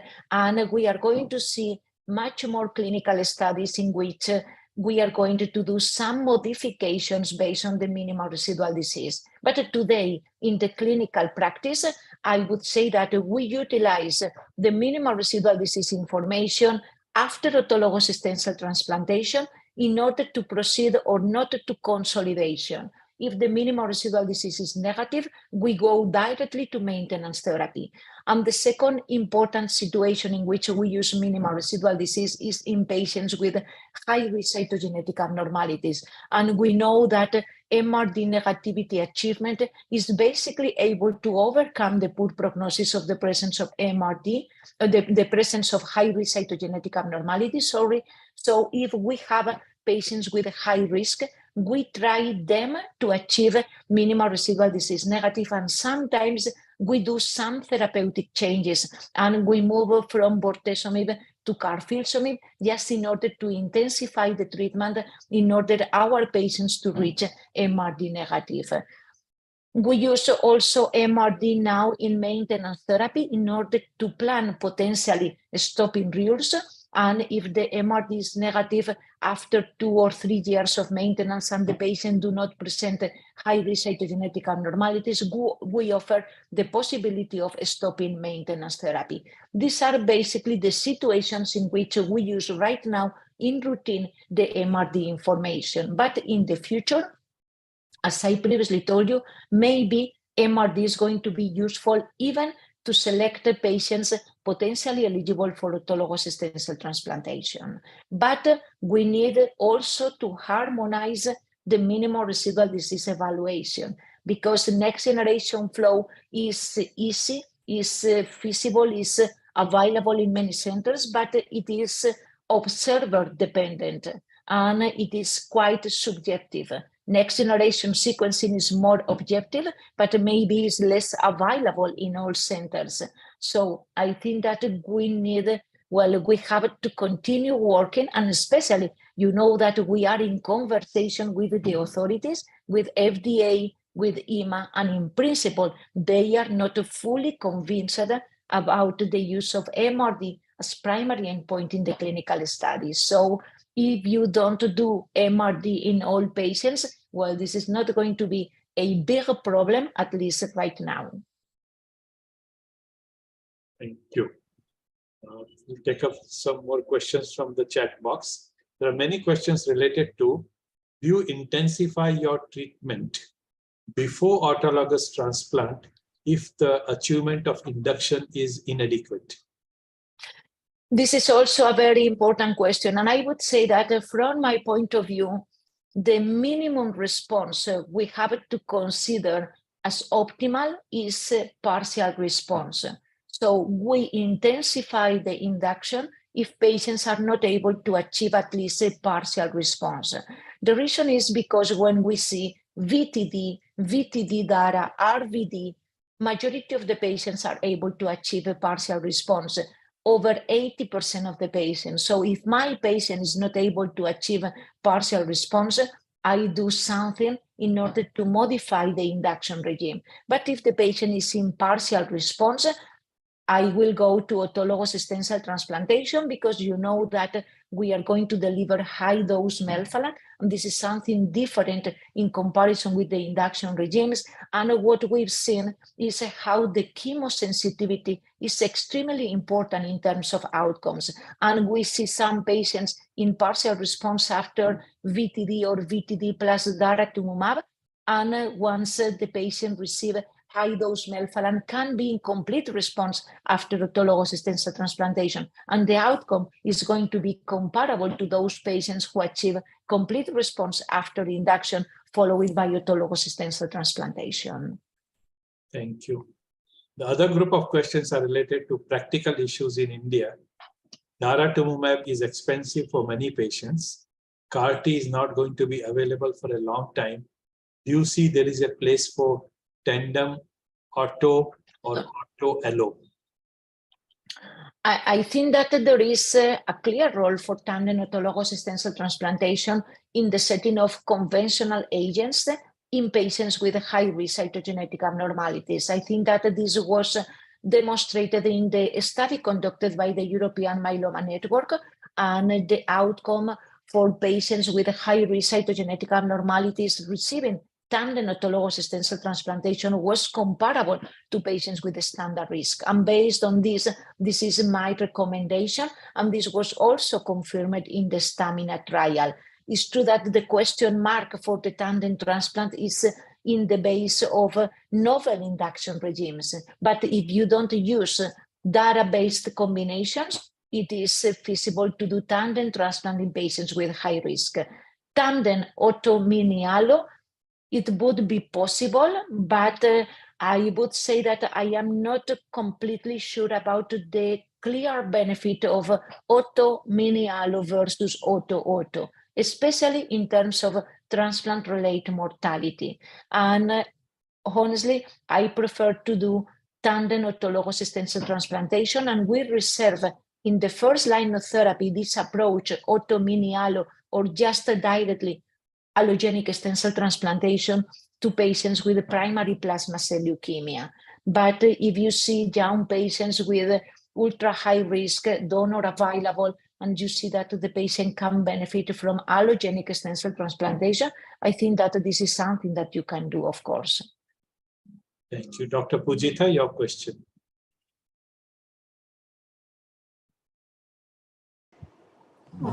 Good morning, ma'am. Thank you for that excellent talk. My question is in continuation with the previous question asked by the chat, asked in the chat box, ma'am. With the evolving treatment landscape of myeloma, where do you place the second autologous transplant in case of relapsed myeloma patients, ma'am? Okay, this is also an important question. And in the setting of the novel agents-based combination, we are doing less and less autologous stem cell transplantation at the moment of the relapse. Why? Because, well, there are some considerations. Point number one, because the rescue therapies we have right now, like KD plus the anti-CD38 monoclonal antibodies, are resulting in excellent outcomes with median progression-free survival of approximately 3 years. So I think that these median progression-free survivals are relevant. But there are other important considerations. Well, we can plan a transplant at the moment of the relapse to a patient in which the first autologous stem cell transplantation has been quite effective. And we evaluated the efficacy basically based on the durability of the response after the first transplant. 3 years or longer is an optimal response. But my question is, if I use maintenance therapy with lenalidomide, I am not going to be able to distinguish if the durability of the response is because of the maintenance or because of the autologous stem cell transplantation. But the third important point in order to plan the transplant at the moment of the relapse is the feasibility. And I think that there was a study conducted by the Italian myeloma group some years ago in which they said that no more than 50% of the patients in which you plan a transplant at the moment of the relapse finally receive the transplant at the moment of the relapse. Why? Because some patients don't want to go to the transplant at the moment of the relapse, because some patients were fit at the moment of the first transplant, but they are not fit anymore at the moment of the relapse, and because of the problem of peripheral blood stem cell collections. If you did the collection at the beginning and you have the CD34 cells stored, perfect, but sometimes this is not feasible in many hospitals because of lack of availability for storing CD34 cells. And if you use len maintenance, it is going to be difficult to collect peripheral blood stem cells. So honestly, here in Europe, in Spain, we do less and less transplant at the moment of the relapse. But again, if you don't have any other better possibility for your patients, and you consider that the patient can benefit because of the efficacy you've seen after the first one, please go to the transplant at the moment of the relapse. If in that case, will you do any modification to the conditioning therapy? Like along with the melphalan, will you add any other agent or continue with the same melphalan?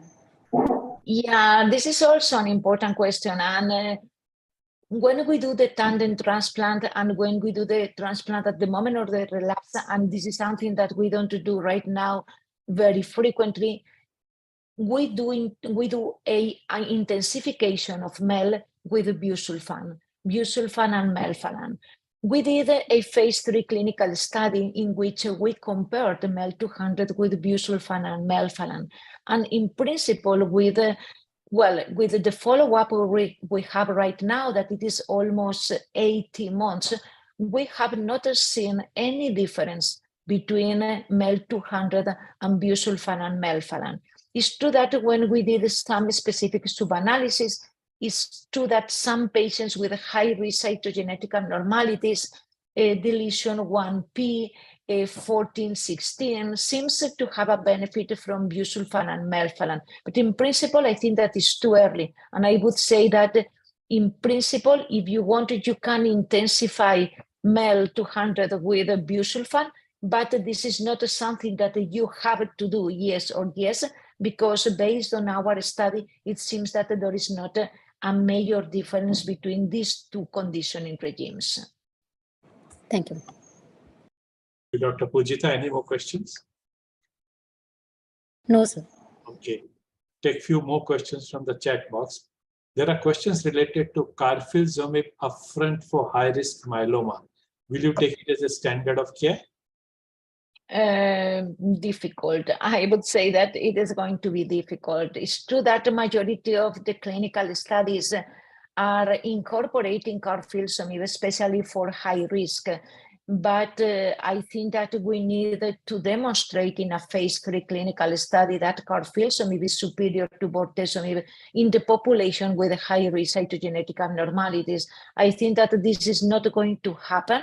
And what we are going to have is information coming from carfilzomib as part of the induction. But from my personal point of view, I think that authorities will not approve carfilzomib as part of the first line of therapy, even in patients with high-risk cytogenetic abnormalities. Thank you. There are some questions related to myeloma bone disease. If there is no bone disease, then with present treatment, can we skip using zoledronic acid or denosumab in these patients totally? Well, I think that the answer is no. And the Myeloma UK did a large phase 3 clinical study evaluating the role of bisphosphonates. And many years ago, I think that there is a letter to the editor in Blood published by Gareth Morgan and Faith Davis, in which they evaluated exactly the role of bisphosphonates in patients with no lytic lesions. And they've seen a benefit also in these patients in terms of time to skeletal events. So if you use bisphosphonates as part of the first line of therapy in patients with no lytic lesions, you can prevent the development of new skeletal events over the course of the disease. So my recommendation is to utilize the bisphosphonates. But it's true that there are right now no current studies with bisphosphonates, and in the setting of all these novel combinations, maybe what I've said is not completely true, but in principle, we do the use of bisphosphonates in every patient. Thank you. There are one or two questions about thalidomide. Does it have a place in modern management of myeloma? Again, a difficult question. The optimal answer is no, there is not any role for thalidomide. But at the end, we have to combine availability, affordability, cost, and we have to try to treat our patients in the optimal way according to what we have available.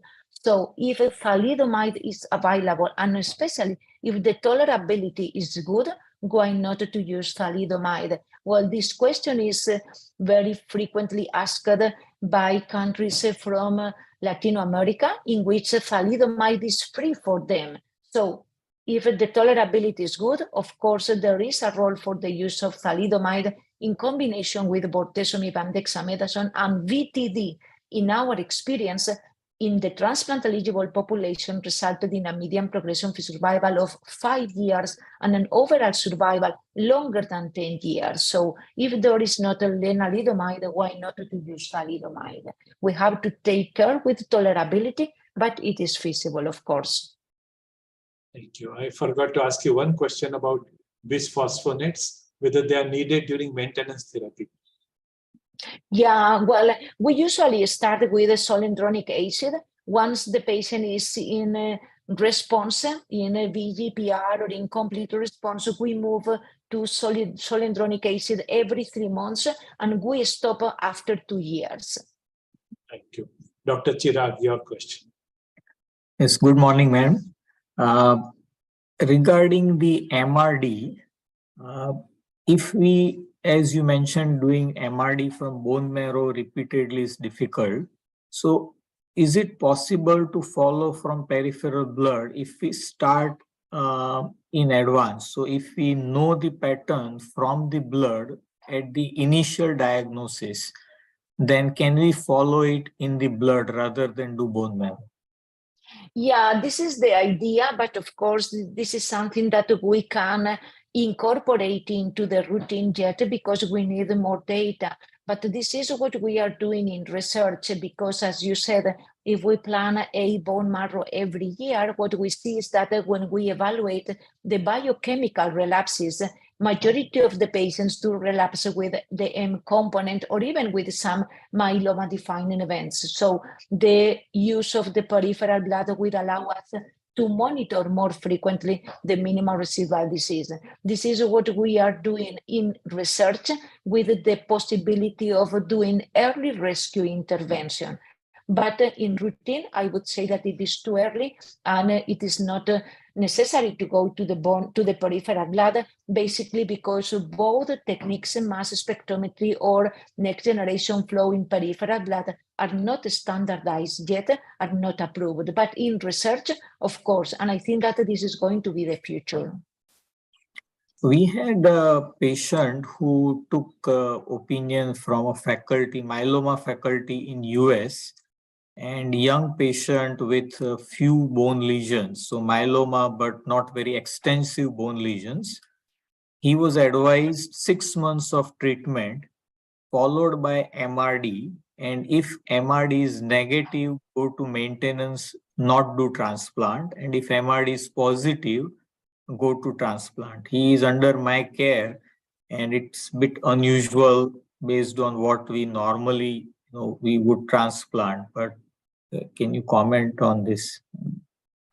Yeah, again, this is a possibility. From my point of view, this is something that we can do in very selected patients, but this is something that we should evaluate in the setting of clinical trials. I think that in the future, maybe we will confirm in phase 3 clinical studies that the patients with standard risk, low tumor burden, MRD negativity, maybe we can do what you say, well, induction followed by maintenance and no autologous stem cell transplantation.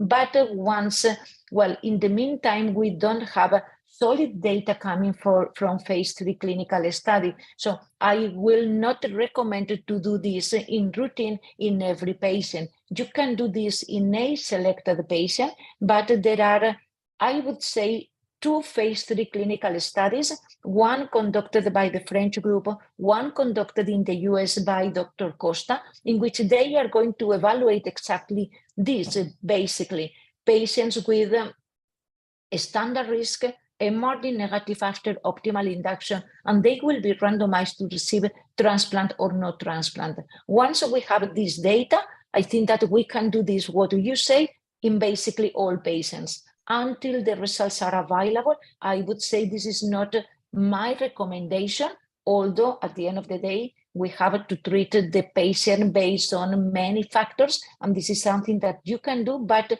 in selected patients, not in all patients. This is my recommendation. Thank you, madam. Last question, transplant role in deletion 17p. How much benefit is there? Well, I think maybe you refer to the, I think that it is effective, although it's true that high dose melphalan can potentially induce more mutations in the longer follow-up. But I think that the information we have right now is deletion 17p, and especially if we evaluate the mutational status of TP53 and there is a biallelic inactivation of TP53, the prognosis is very poor. And we've seen how autologous stem cell transplantation is able to significantly improve the outcome. And this has been observed in the determination study in patients with high-risk cytogenetic abnormalities, and this is applicable to patients with deletion 17p. When they didn't receive autologous stem cell transplantation, the median PFS was 17 months. So I think that in principle, we have to offer autologous stem cell transplantation. If we are going to increase the number of mutations in the long-term follow-up, if we can potentially induce second primary malignancies or other tumors, maybe this can occur. But what I say is when I have the patient in front of me with myeloma today and deletion 17p. I have to try to offer today the best for this patient in this moment. And this is what I do with autologous stem cell transplantation and even tandem autologous stem cell transplantation. Otherwise, the patient will die from myeloma, and the patient, of course, will not have the possibility for developing other tumors because the patient will die before. But I think that there is a clear role for transplant. Thank you so much. Thank you, Dr. Chirag. Few more questions from the chat box. Some of them are related to, is 1q amplification as bad as deletion 17p? It's true that, well, it is maybe so bad as deletion 17p. There is a publication in Leukemia 2019. The first author is, let me remember the name, but the last author is Gareth Morgan, if you want to go to the publication. And it is based on the database from the COMPASS study.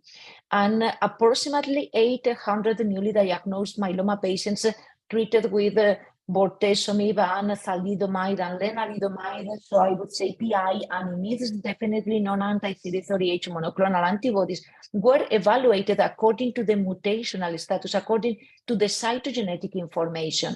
And they were able to dissect the overall population in each different subgroup of patients. They identified some groups with an excellent outcome, and they identified a subgroup of patients with a very poor prognosis. The median progression-free survival, 1 year, the median overall survival, 18 months. These patients did present ISS3, so beta-2 microglobulin higher than 5.5, plus either deletion 17p or amplification of 1q, indicating from my point of view that both cytogenetic abnormalities can be considered as very poor high-risk cytogenetic abnormalities, especially if they are associated with ISS3. And this is applicable to no more than 6% of the patients with multiple myeloma. But I would say, although I don't have a solid information, that both high-risk cytogenetic abnormalities are equally poor cytogenetic abnormalities. Thank you. One question related to cytopenia following CAR T therapy. If it persists for a long time, what is the prognosis and outcome? Well, we don't actually know what is the prognosis in the long-term follow-up for these cytopenias. And it's true that the majority of the patients do recover approximately 4-6 weeks after the CAR T administration. It's true that some patients during the follow-up do develop other transient cytopenias because of viral infections. And from my point of view, this is not going to be a problem. But for the cytopenias that can persist in the long-term follow-up, there are many investigations right now. And for me, the major concerns are the second primary malignancies, especially myelodysplasia or acute leukemia, that, well, indeed, these second primary malignancies had been reported in the trials with the BCMA CAR-Ts. It's true that in patients after 6 or 7 prior lines of therapy. So this is something to investigate when CAR-Ts are moving to earlier lines of therapy. There are a lot of researches around the cytopenias after BCMA CAR-T. But again, this is applicable to few patients. Thank you. Dr. Yogalakshmi, your questions. Thank you for the excellent lecture, ma'am. I have a queries regarding a 52-year-old female patient who is a newly diagnosed multiple myeloma, transplant eligible, and RIS is stage 3 with 2 high-risk cytogenetic abnormalities, 1q gain and translocation 14-16. We have treated her with upfront daratumab RVD. Almost 4 cycles are over now, and she has a progressive disease. So what will be the effect of other higher generation like carfilzomib, pomalidomide, and dexamethasone in this kind of patients who are primarily refractory to the all 4 lines of therapy? Wow, so the prognosis for this patient is actually very poor because of the presence of two high-risk cytogenetic abnormalities, but especially because the patient is in relapse after the first 4 induction cycles with the DARA RVD. So there are some possibilities. It's true that you can utilize pomalidomide, you can use carfilzomib, but from my point of view, at the end, I think that the efficacy is not going to be very high because this patient, as you said, is primary refractory. My first choice maybe would be to go to conventional chemotherapy followed by autologous stem cell transplantation. And even, well, this patient, if the patient would present a donor available, and you are not going to have a BCMA CAR-T or bispecifics in the near future, this can be maybe the best option for this patient. I showed you actually how in this population with early relapse, the role of BCMA CAR-T is not very, very effective, and IDCEL resulted in a median PFS of only 11 months. And assuming that you are not going to have CAR-Ts, you are not going to have a bispecifics, I will give to this young patient with myeloma conventional chemotherapy and autologous stem cell transplantation. Okay, ma'am, thank you. I have one more query regarding another patient. He's a young multiple myeloma, refractory to almost 6 lines of therapy, no high-risk cytogenetics, almost 35 years now. Now we have treated him with bendamustine, pomalidomide, and dexamethasone. After 3 cycles, he is in VGPR. So will allogenic transplant help at this moment, or should we refer to CAR-T therapy if he has relapse next time? Well, again, I think that this patient that has received 6 prior lines of therapy after bendamustine in combination with pomalidomide and dexamethasone, this, well, if you have a CAR-T available, of course, this would be the patient eligible for a clinical trial with BCMA CAR-T. This is the population included in the KARMA and in the CARTITUDE clinical study, and especially if it would be possible to put the patient with a cilta-cel. Well, I showed you, but the median progression-free survival is going to be 3 years. This would be excellent. Maybe the same is going to be applicable to bispecific monoclonal antibodies. But if you don't have availability for these novel approaches, and you consider that allogenic stem cell transplantation is the best option you have in order to consolidate the VGPR reached with bendamustine, pomalidomide, and dexamethasone, maybe you can go. Only my recommendation, well, I usually say that allogenic stem cell transplantation is, well, the first option based on immunotherapy we did in myeloma. And if you do allogenic stem cell transplantation, you have to try to exploit the graft versus myeloma throughout the elimination of the immunosuppression as soon as possible, and even to consolidate or to maintain, in this case, with a very low dose of pomalidomide. And well, if you are able to protect the patient from the transplant-related mortality, you maintain the response with very low dose of pomalidomide, maybe no more than 1 milligram, and you exploit the graft versus myeloma, you can prolong the survival of this patient. Thank you, ma'am. Go back to the chat box questions. There's a question: in a transplant ineligible patient, what will be your choice, DARA VMP or DARA lenalidomide dexamethasone, DRD? DRD, DARA Lendex, I would say for everybody because of the median progression-free survival and because of the good tolerability we've seen with this combination in the fit and in the frail population. And indeed, DARA is very well tolerated, and in the frail population, it is possible to modulate the dose of lenalidomide and or dexamethasone. So I think that the DARA Lendex, in spite of the fact that remember, the overall survival for DARA Lendex is going to be comparable to DARA VMP, but DARA Lendex, definitely. There's one question about biochemical relapse after autologous transplant and maintenance with LEN. When do you start the second-line therapy?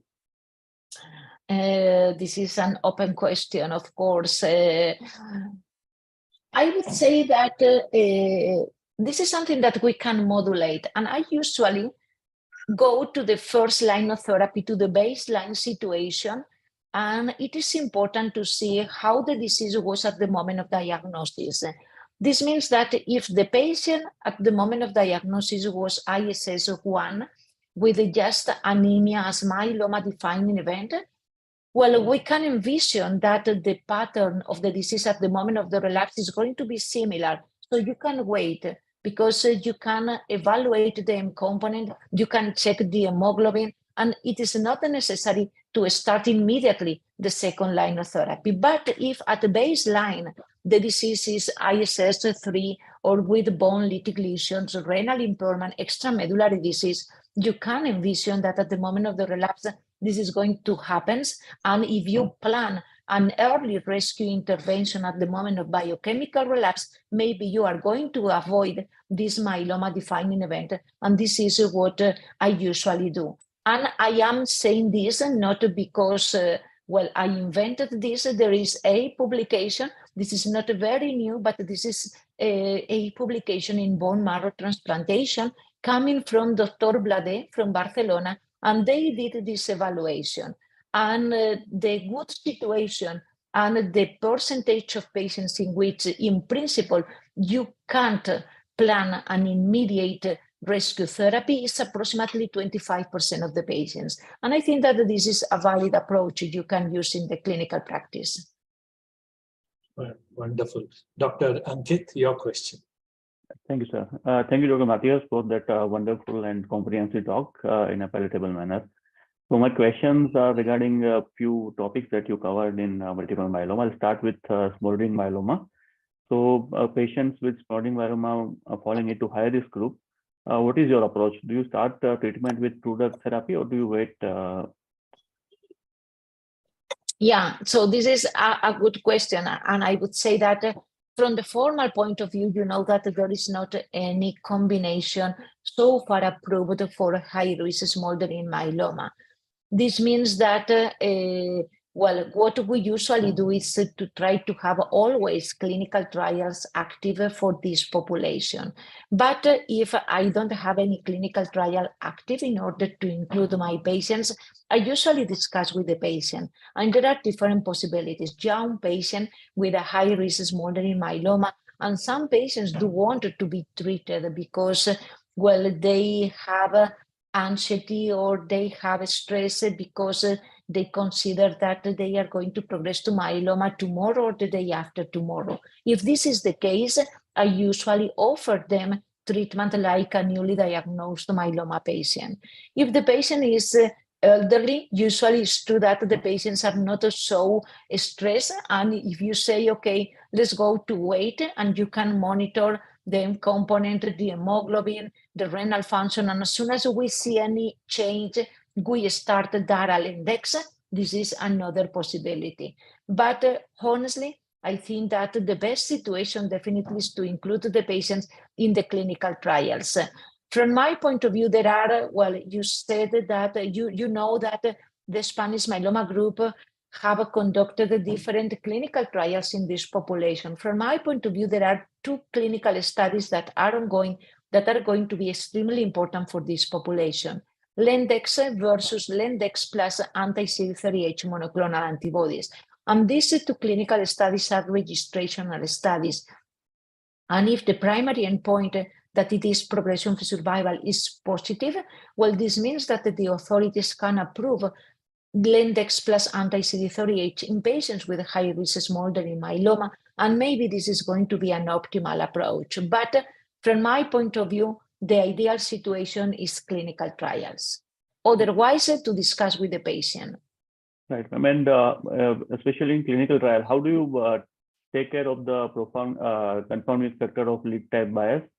And the second question is, if we go for a two-drug therapy, is there any risk of patient being refractory to, maybe suppose we go for Lendex, then the patient being refractory to lenalidomide because of two-drug therapy instead of starting a three-drug combination like we do in NDMM? So your question is based on the rescue therapy? Sorry, because I was not able to capture your question. Yeah, so question is in two parts. First is for clinical trials, the patient is undergoing therapy rather than observation for high-risk smoldering myeloma. Is there any lead time bias that can confound? So how do you take care of that while interpreting the data? First question. Yeah. So in our clinical study, the rescue therapy was not pre-specified. This means that, well, the trial started in 2007. So you can imagine that some patients at the moment of the progression to myeloma were treated with conventional chemotherapy, others were treated with bortezomib, and the latest patients who have progressed have been treated with RVD. So it's true that this can be a bias, but also I have to say that the statistician that evaluated the trial in New England Journal of Medicine saw this like a great opportunity because of the heterogeneity, and regardless of the rescue therapy you use, you continued observing the benefit in overall survival. So it is quite difficult to plan a rescue therapy for the control arm, especially because you don't exactly know how the relapse is going to evolve and the different standard of care at the moment of the relapse. So this is the reason why, in principle, we didn't plan any rescue therapy. And there were some patients that were treated with lenalidomide and dexamethasone. And maybe we can answer the question about early versus deferred treatment with lenalidomide and dexamethasone. It is better to utilize since the beginning. But the number of patients who receive Lendex as rescue therapy at the moment of progression, I don't remember how many, but the sample size was rather small. Right, ma'am. So my second question is regarding patients of NDMM with ESRD. So unfortunately, in India, we still get patients who have progressed into end-stage renal disease because of multiple myeloma. So what is your treatment of choice for NDMM in standard risk or high risk? Because we cannot use LEN. You can't use LEN. Because of renal disease. Because of the renal disease. Well, now I have to say that we are utilizing more and more lenalidomide, even in patients with renal impairment, because at the beginning we were afraid about the toxicity, but now I think that we have quite experience, and when you do the dose adjustment according to the renal function, the response is observed not only from the hematological point of view, but also from the renal point of view. So basically, if you go, for example, to the MAIA study with daral index, in which there are some patients with some degree of renal impairment, and the efficacy is sustained, I would say that we have changed. And at the beginning, in these patients with severe renal impairment, we started always with bortezomib and dexamethasone. The next step has been to add the monoclonal antibody anti-CD38 because, well, it is not required from any dose adjustment. And now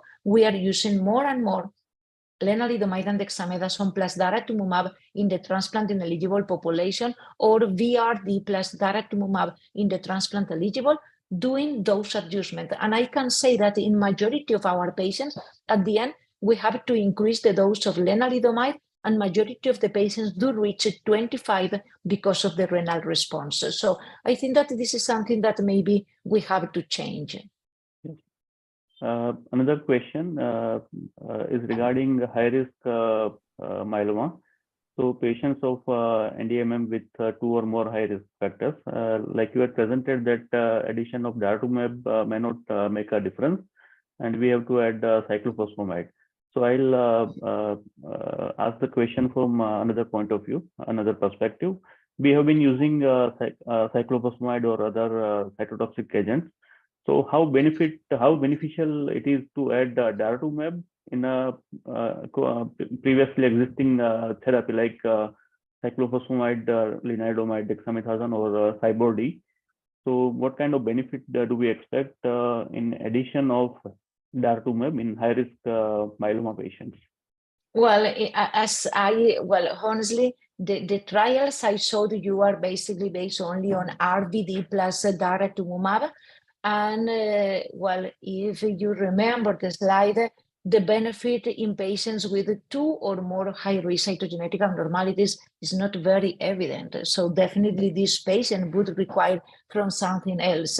What I can tell you is if you add to this 4-drug-based combination cyclophosphamide, you are going to significantly improve. Maybe you are going to improve a bit, but I don't know if you are going to completely overcome. So the information we have about your question is from the Optimum study in the Myeloma UK, in which cyclophosphamide was added as part of the induction, RVD cyclo plus daratumumab. But I think that the benefit is quite relevant. But honestly, I don't know if we can extrapolate the benefit to the addition of cyclophosphamide. If it is possible, I think that from my point of view, as I previously told you, well, we have to try to generate more intensive approaches for these patients. And maybe it is not only based on the intensification of the induction, but transplant and maybe to intensify the consolidation. And in the Optimum study, patients receive 2 additional consolidations after autologous stem cell transplantation. And maybe the continuous therapy, this is what it can potentially benefit to patients with 2 or more high-risk cytogenetic abnormalities. And I can say something else. If this would be possible, maybe in those patients in which you see after transplant or after consolidation, the minimal residual disease is not negative, to do some changes and to move to carfilzomib, to pomalidomide, or even to incorporate the bispecific monoclonal antibodies in the future. This will be what I consider for these patients. But now in the clinical practice, if you want and if you can add cyclophosphamide, perfect. Maybe you are going to add something else, but we have to recognize that this is a challenging population. And indeed, the lady previously presented with RISS3 and 2 high-risk cytogenetic abnormalities and primary refractory to DARA RVD. Right. Thank you. If Sir permit, I have 2 more questions. Yeah. So next question is regarding autologous transplant conditioning regimen. So we have spoken about intensifying the therapy regimen that we have already discussed. What about patients with comorbidities? How do you perceive MEL 200 versus MEL 140? So do you feel it is still relevant giving a lower dose of melphalan? Yeah, well, the only population in which we do those modifications is patients with renal impairment, and we modify MEL 200 to MEL 100. We don't do any other modification, but I have to explain why. If I consider that the patient is transplant eligible, this means that the patient is eligible to tolerate 200 milligrams per meter square of melphalan. Otherwise, the patient is not transplant eligible. But once I've said this, if the availability for novel drugs is not very high, and I consider that melphalan is going to be an optimal drug for a patient with some comorbidities, please go to melphalan, reducing the dose to 140. This is something that we don't do in the clinical practice because we prefer to go to 200 or to consider the patient non-transplant eligible. If DARAL index is available, definitely I would not go to reduce the dose of melphalan, and I will go definitely to DARAL index because I think that even in patients with some comorbidities, DARAL index is going to be more effective than MEL 140 because of comorbidities. Yes, and my last question is regarding BiTE antibodies, anti-BCMA bispecific antibodies. So is there any patient conditioning that will help in increasing the response and decreasing the CRS? Suppose the patient is, like you have mentioned, that if the patient has high tumor burden and soluble BCMA antigens level is high, then the response will go down. And the other thing is that you had mentioned was T-cell energy or T-cell depletion. So majority of the patients who would have received dexamethasone continuously, till because these are the patients who are refractory or relapsed patients. And would it benefit if we avoid giving dexamethasone preceding to going for BCMA? And second thing, decreasing the tumor burden, will it help in decreasing the incidence of CRS? Yeah, so concerning the first question, dexamethasone is only used as part of the pre-medication during the step-up doses and the first full dose. This means that the patient will receive dexamethasone 20 milligrams after just the first 3 doses. Later on, the patient is not receiving any dose of dexamethasone, and it has not been observed any impact in the efficacy and in the toxicity. Indeed, I would say that from the safety point of view, it is much more better to utilize this low-dose dexamethasone in order to reduce potential infusion-related reactions, as well as also maybe it can potentially impact on the cytokine release syndrome. And with elranatamab, there are some studies with and without pre-medication, and definitely the pre-medication and the step-up dosing is the best approach in order to improve the tolerability of the bispecific monoclonal antibodies.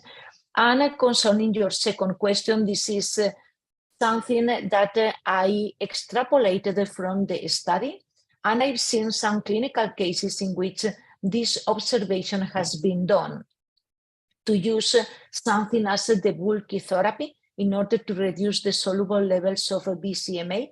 This is going to clearly impact in the reduction of the bulking disease. This is going to impact in the efficacy, but also, according to your question, this is going to impact also in the severity. This has not been demonstrated yet in big clinical studies because these data do not exist. But if you go, for example, to a sub-analysis conducted with ID-cell in the karma, the lower the tumor burden at the moment of the infusion of the CAR-T, and this can be applicable to the bispecific monoclonal antibodies, the better the safety profile and the better the outcome. And this is, I consider, something that we are going to incorporate in the future. I showed you 2 clinical studies in which the bispecific monoclonal antibodies are being under evaluation after consolidation, after autologous stem cell transplantation, as part of the maintenance therapy. We will have the opportunities for seeing this in these clinical studies because majority of the patients will go to these studies with a very low tumor burden. And we will see the impact in the efficacy as well as in the safety profile. Right. And one more last question regarding CAR T cell therapy. Is hypogammaglobulinemia that is seen with BiTE antibodies is also present in CAR T cell therapy, post-CAR T cell?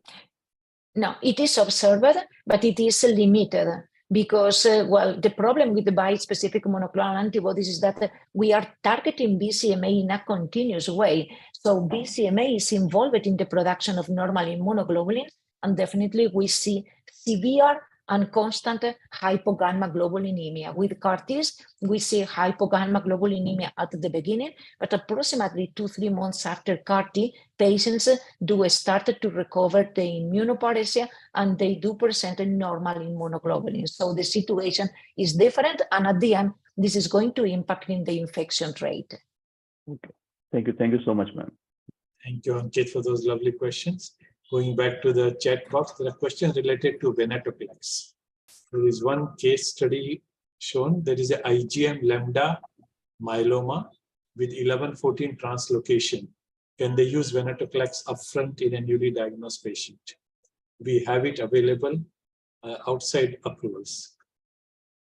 Wow, I would say that I would not use the venetoclax in outside of clinical trials yet in the first line of therapy. Basically, I think that the venetoclax will be hopefully the first targeted therapy approved for patients with multiple myeloma.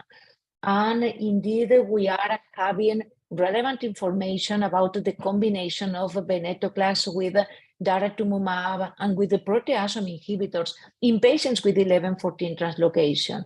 But at the end of the day, we have to go back to the phase 3 Bellini study in relapsed and refractory myeloma patients in which the benefit in progression-free survival did not translate into a benefit in overall survival. And the reason was basically toxicity at the beginning is true that if we select the 11-14 translocation patients, the benefit is evident, but we can't forget that the sample size with 11-14 translocation patient was rather small. So I would say that the phase 3 CANOVA study is going to be released, hopefully, during this 2023. This phase 3 clinical study has been conducted only in patients with 11-14 translocation in the relapsed and refractory situation, and this will be the phase 3 clinical study supporting the approval of venetoclax in patients with 11-14. And once we have this information, I would say, okay, let's go to use venetoclax in patients with 11-14, basically because of the toxicity profile, well, not because of the efficacy.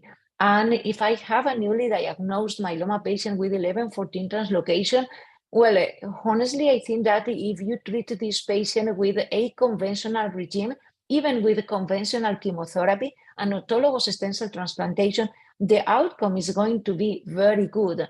And the problem is if you incorporate venetoclax and the patient does present any serious adverse event like severe infection, or even if the patient died because of infection. This is for me the challenging situation, and this is the reason why I would prefer to wait to have the data from the CANOVA study. And I personally envision and considering that venetoclax will have a clear role even since the newly diagnosed setting in patients with 11-14 translocation. But I prefer to be a bit cautious because we don't have yet any data.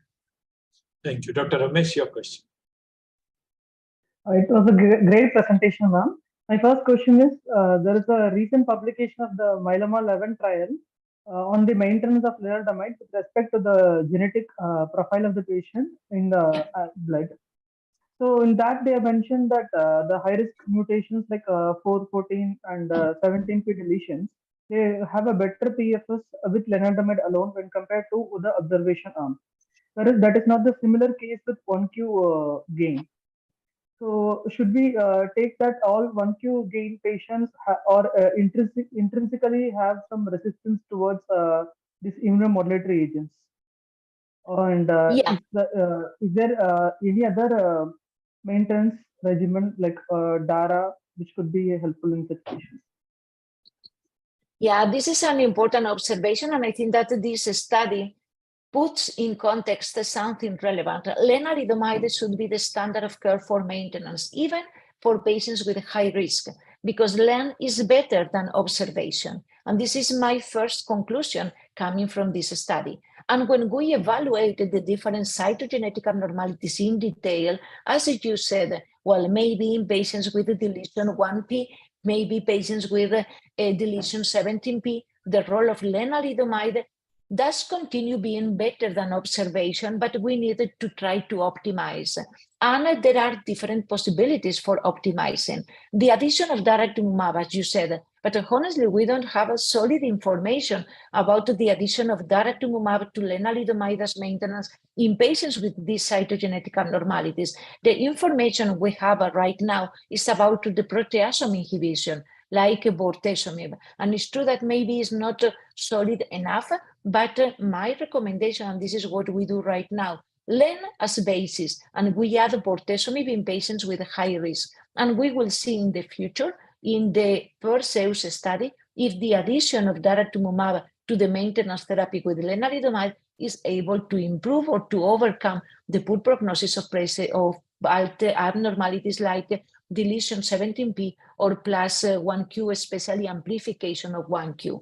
But this is, well, what I learned, I would say, from this interesting approach, this interesting study, or this interesting sub-analysis conducted in the Myeloma 11. Okay, ma'am. Thank you, ma'am. My second question is, with the plasma cell leukemia, the cutoff of plasma cell percentage in the circulating blood, they have reduced to 5%.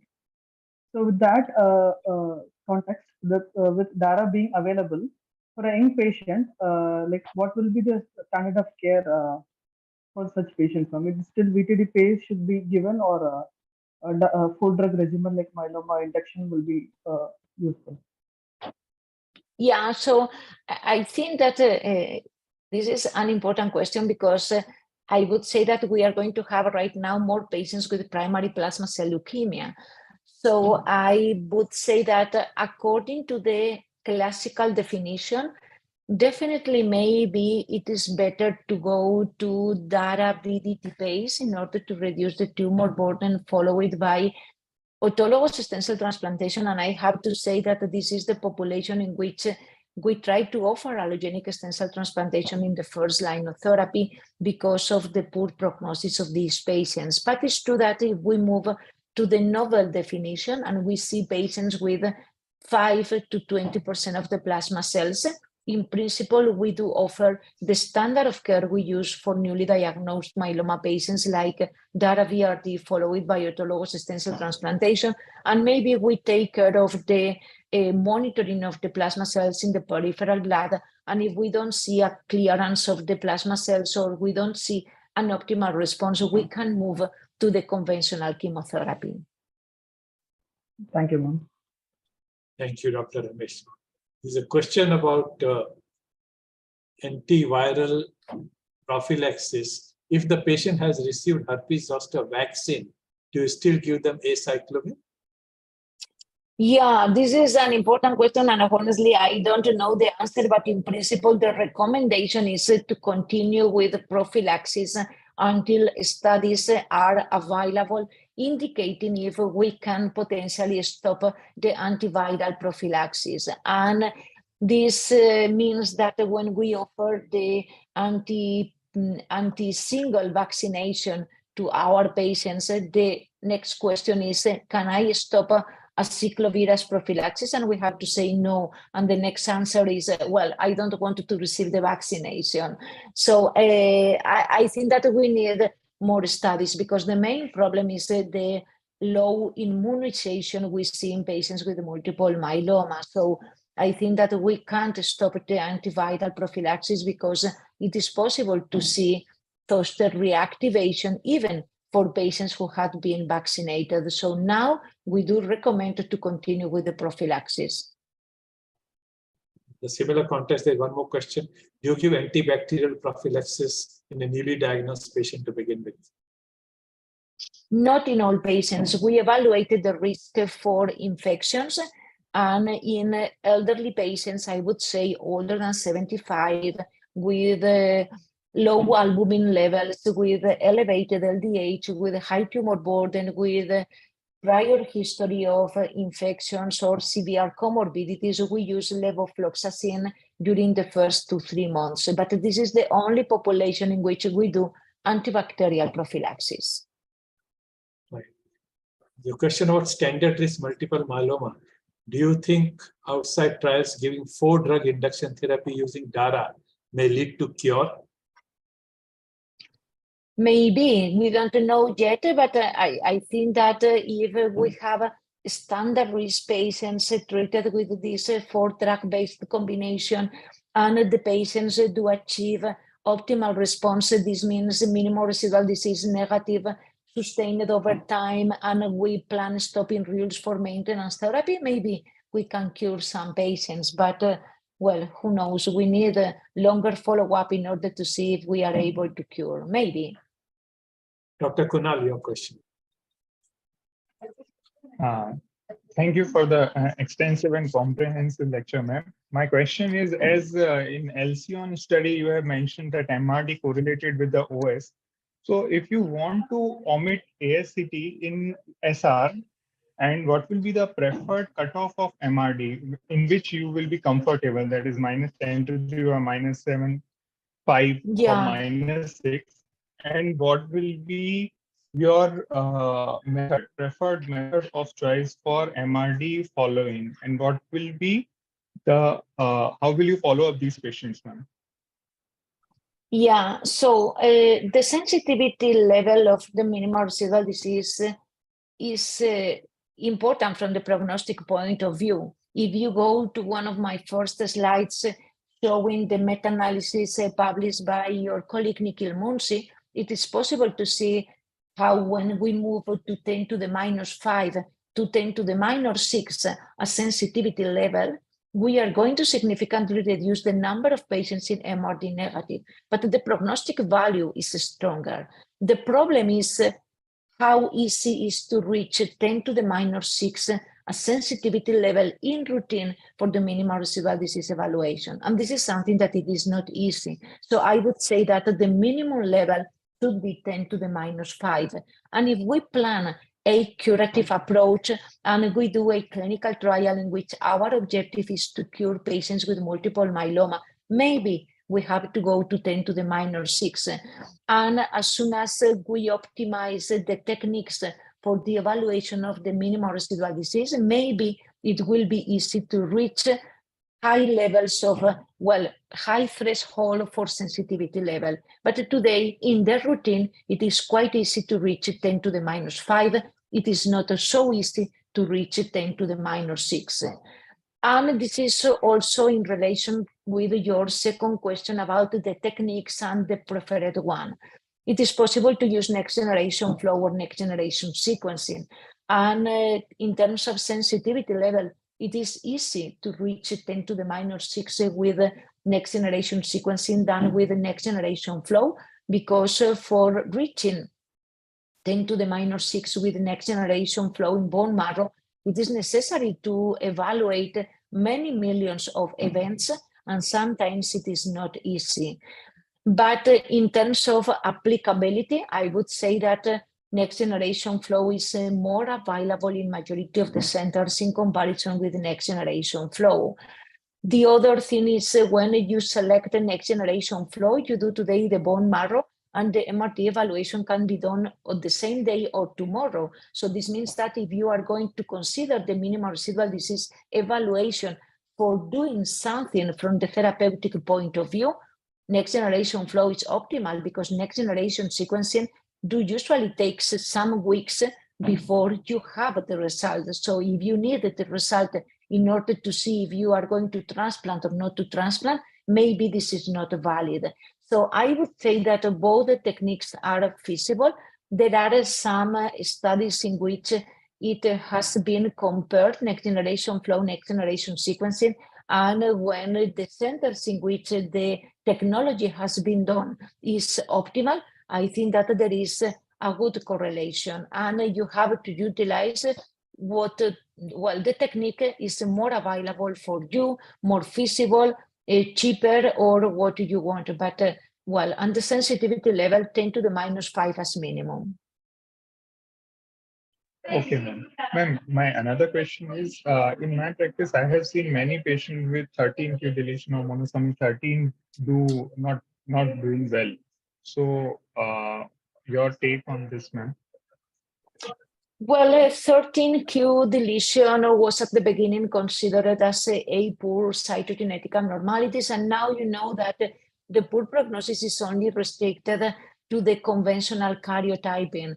Well, it's true that we know that in myeloma, the disease is very complex, and unfortunately, there is not any single cytogenetic abnormalities driving the prognosis. So it is possible to see patients with 13q deletion with poor prognosis, but maybe it is not related with this abnormality, but because of other subclonal mutations, or maybe because of the bone marrow microenvironment, or a very high level of immunosuppressive cells avoiding optimal response with immunomodulation.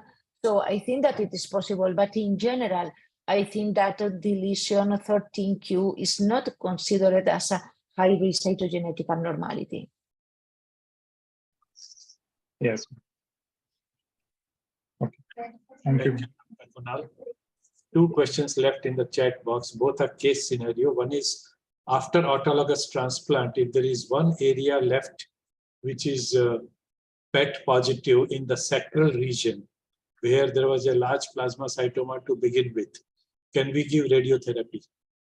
Yes, sure. It is possible to do radiotherapy, and this is what we do in our clinical practice. And if you do radiotherapy, my recommendation would be to repeat the PET-CT maybe 3-4 months after radiotherapy, just in order to see if the uptake has been disappeared. Second case scenario is regarding dexamethasone intolerance. In such patient, what is the lowest dose of dexa you will like to give? Or can we also switch to prednisolone? Yeah, of course, it is possible to reduce the dose of dexamethasone, and there are some, especially frail patients, in which diaral index has been optimized and the patient is receiving 4 milligrams of dexamethasone only, and it is enough.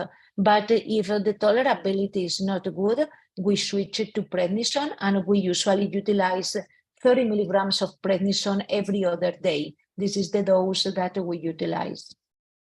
Thank you. Chirag, you have a question? Yes, a quick question. Bortezomib intolerance with diabetes or otherwise neuropathy, what can we replace it with? And in the maintenance, can we replace it with pomalidomide? Yeah, concerning bortezomib intolerance, if it is possible to use carfilzomib, this would be the optimal situation to replace the bortezomib by carfilzomib, especially if the reason for the intolerance is peripheral neuropathy, because we know that carfilzomib does not induce peripheral neuropathy.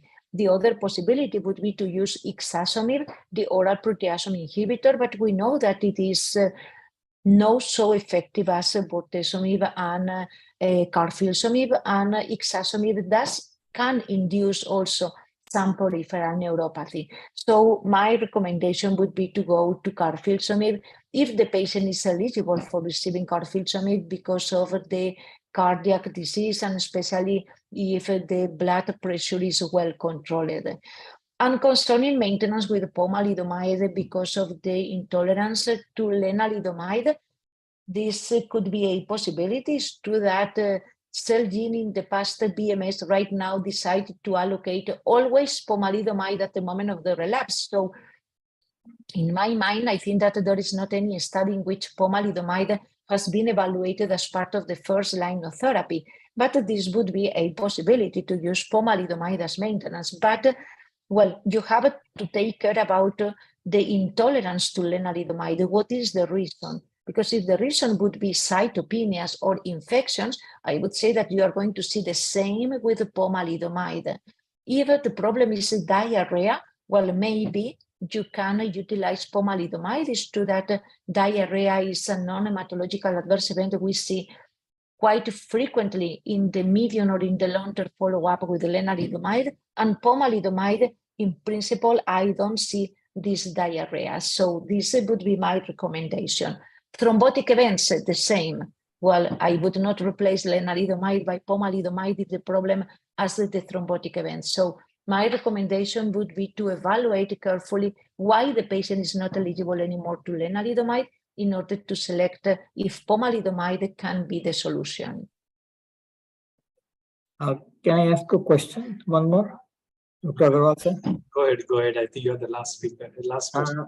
About the DARA schedule, there are some data on changing the DARA schedule from 2 weekly to monthly or monthly to 2 monthly, and also reducing the dose from the standard dose.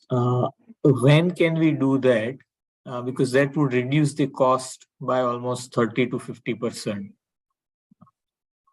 Yeah, so honestly, I don't have a true answer to your question because, well, here in Spain, we usually use, we use always DARA sub-Q. And this is fixed dose, 1800 milligrams, and the vial is already prepared, so it is not possible to do any modification. But if you use DARA IV, it's true that it is possible to modulate the dose, And honestly, I don't have the answer. In principle, according to the pharmacokinetic studies, the label is to utilize the 16 milligrams per kilo in every patient, and it is not possible to modulate the dose. But well, of course, you can do what you want once the drug is available. And my recommendation is, if you do some dose modification, please try to collect the data and to report the information, because this is going to help to other physicians with the same question. Thank you. Thank you, Dr. Maria Matters. This was a very, very long question answer session.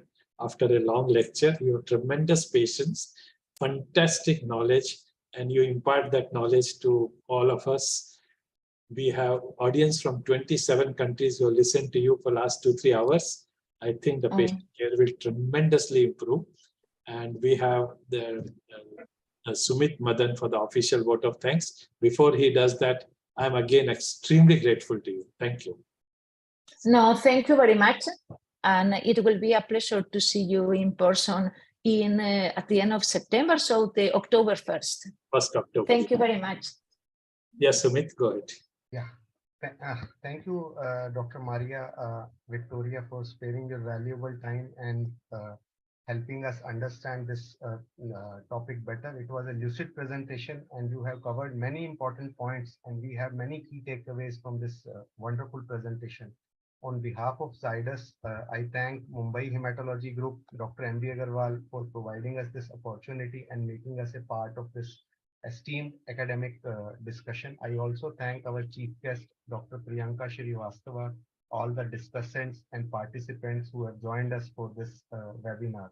Last but not the least, this series of continuous webinars is possible only because of support from Perfect Square team. So thank you to them as well. Thank you so much, everybody, and have a wonderful weekend. Once again, thank you, Dr. Maria. This was the best session we have had in myeloma in the last 4-5 years. Fantastic. Thank you. Thank you very much. Have a nice day. Bye.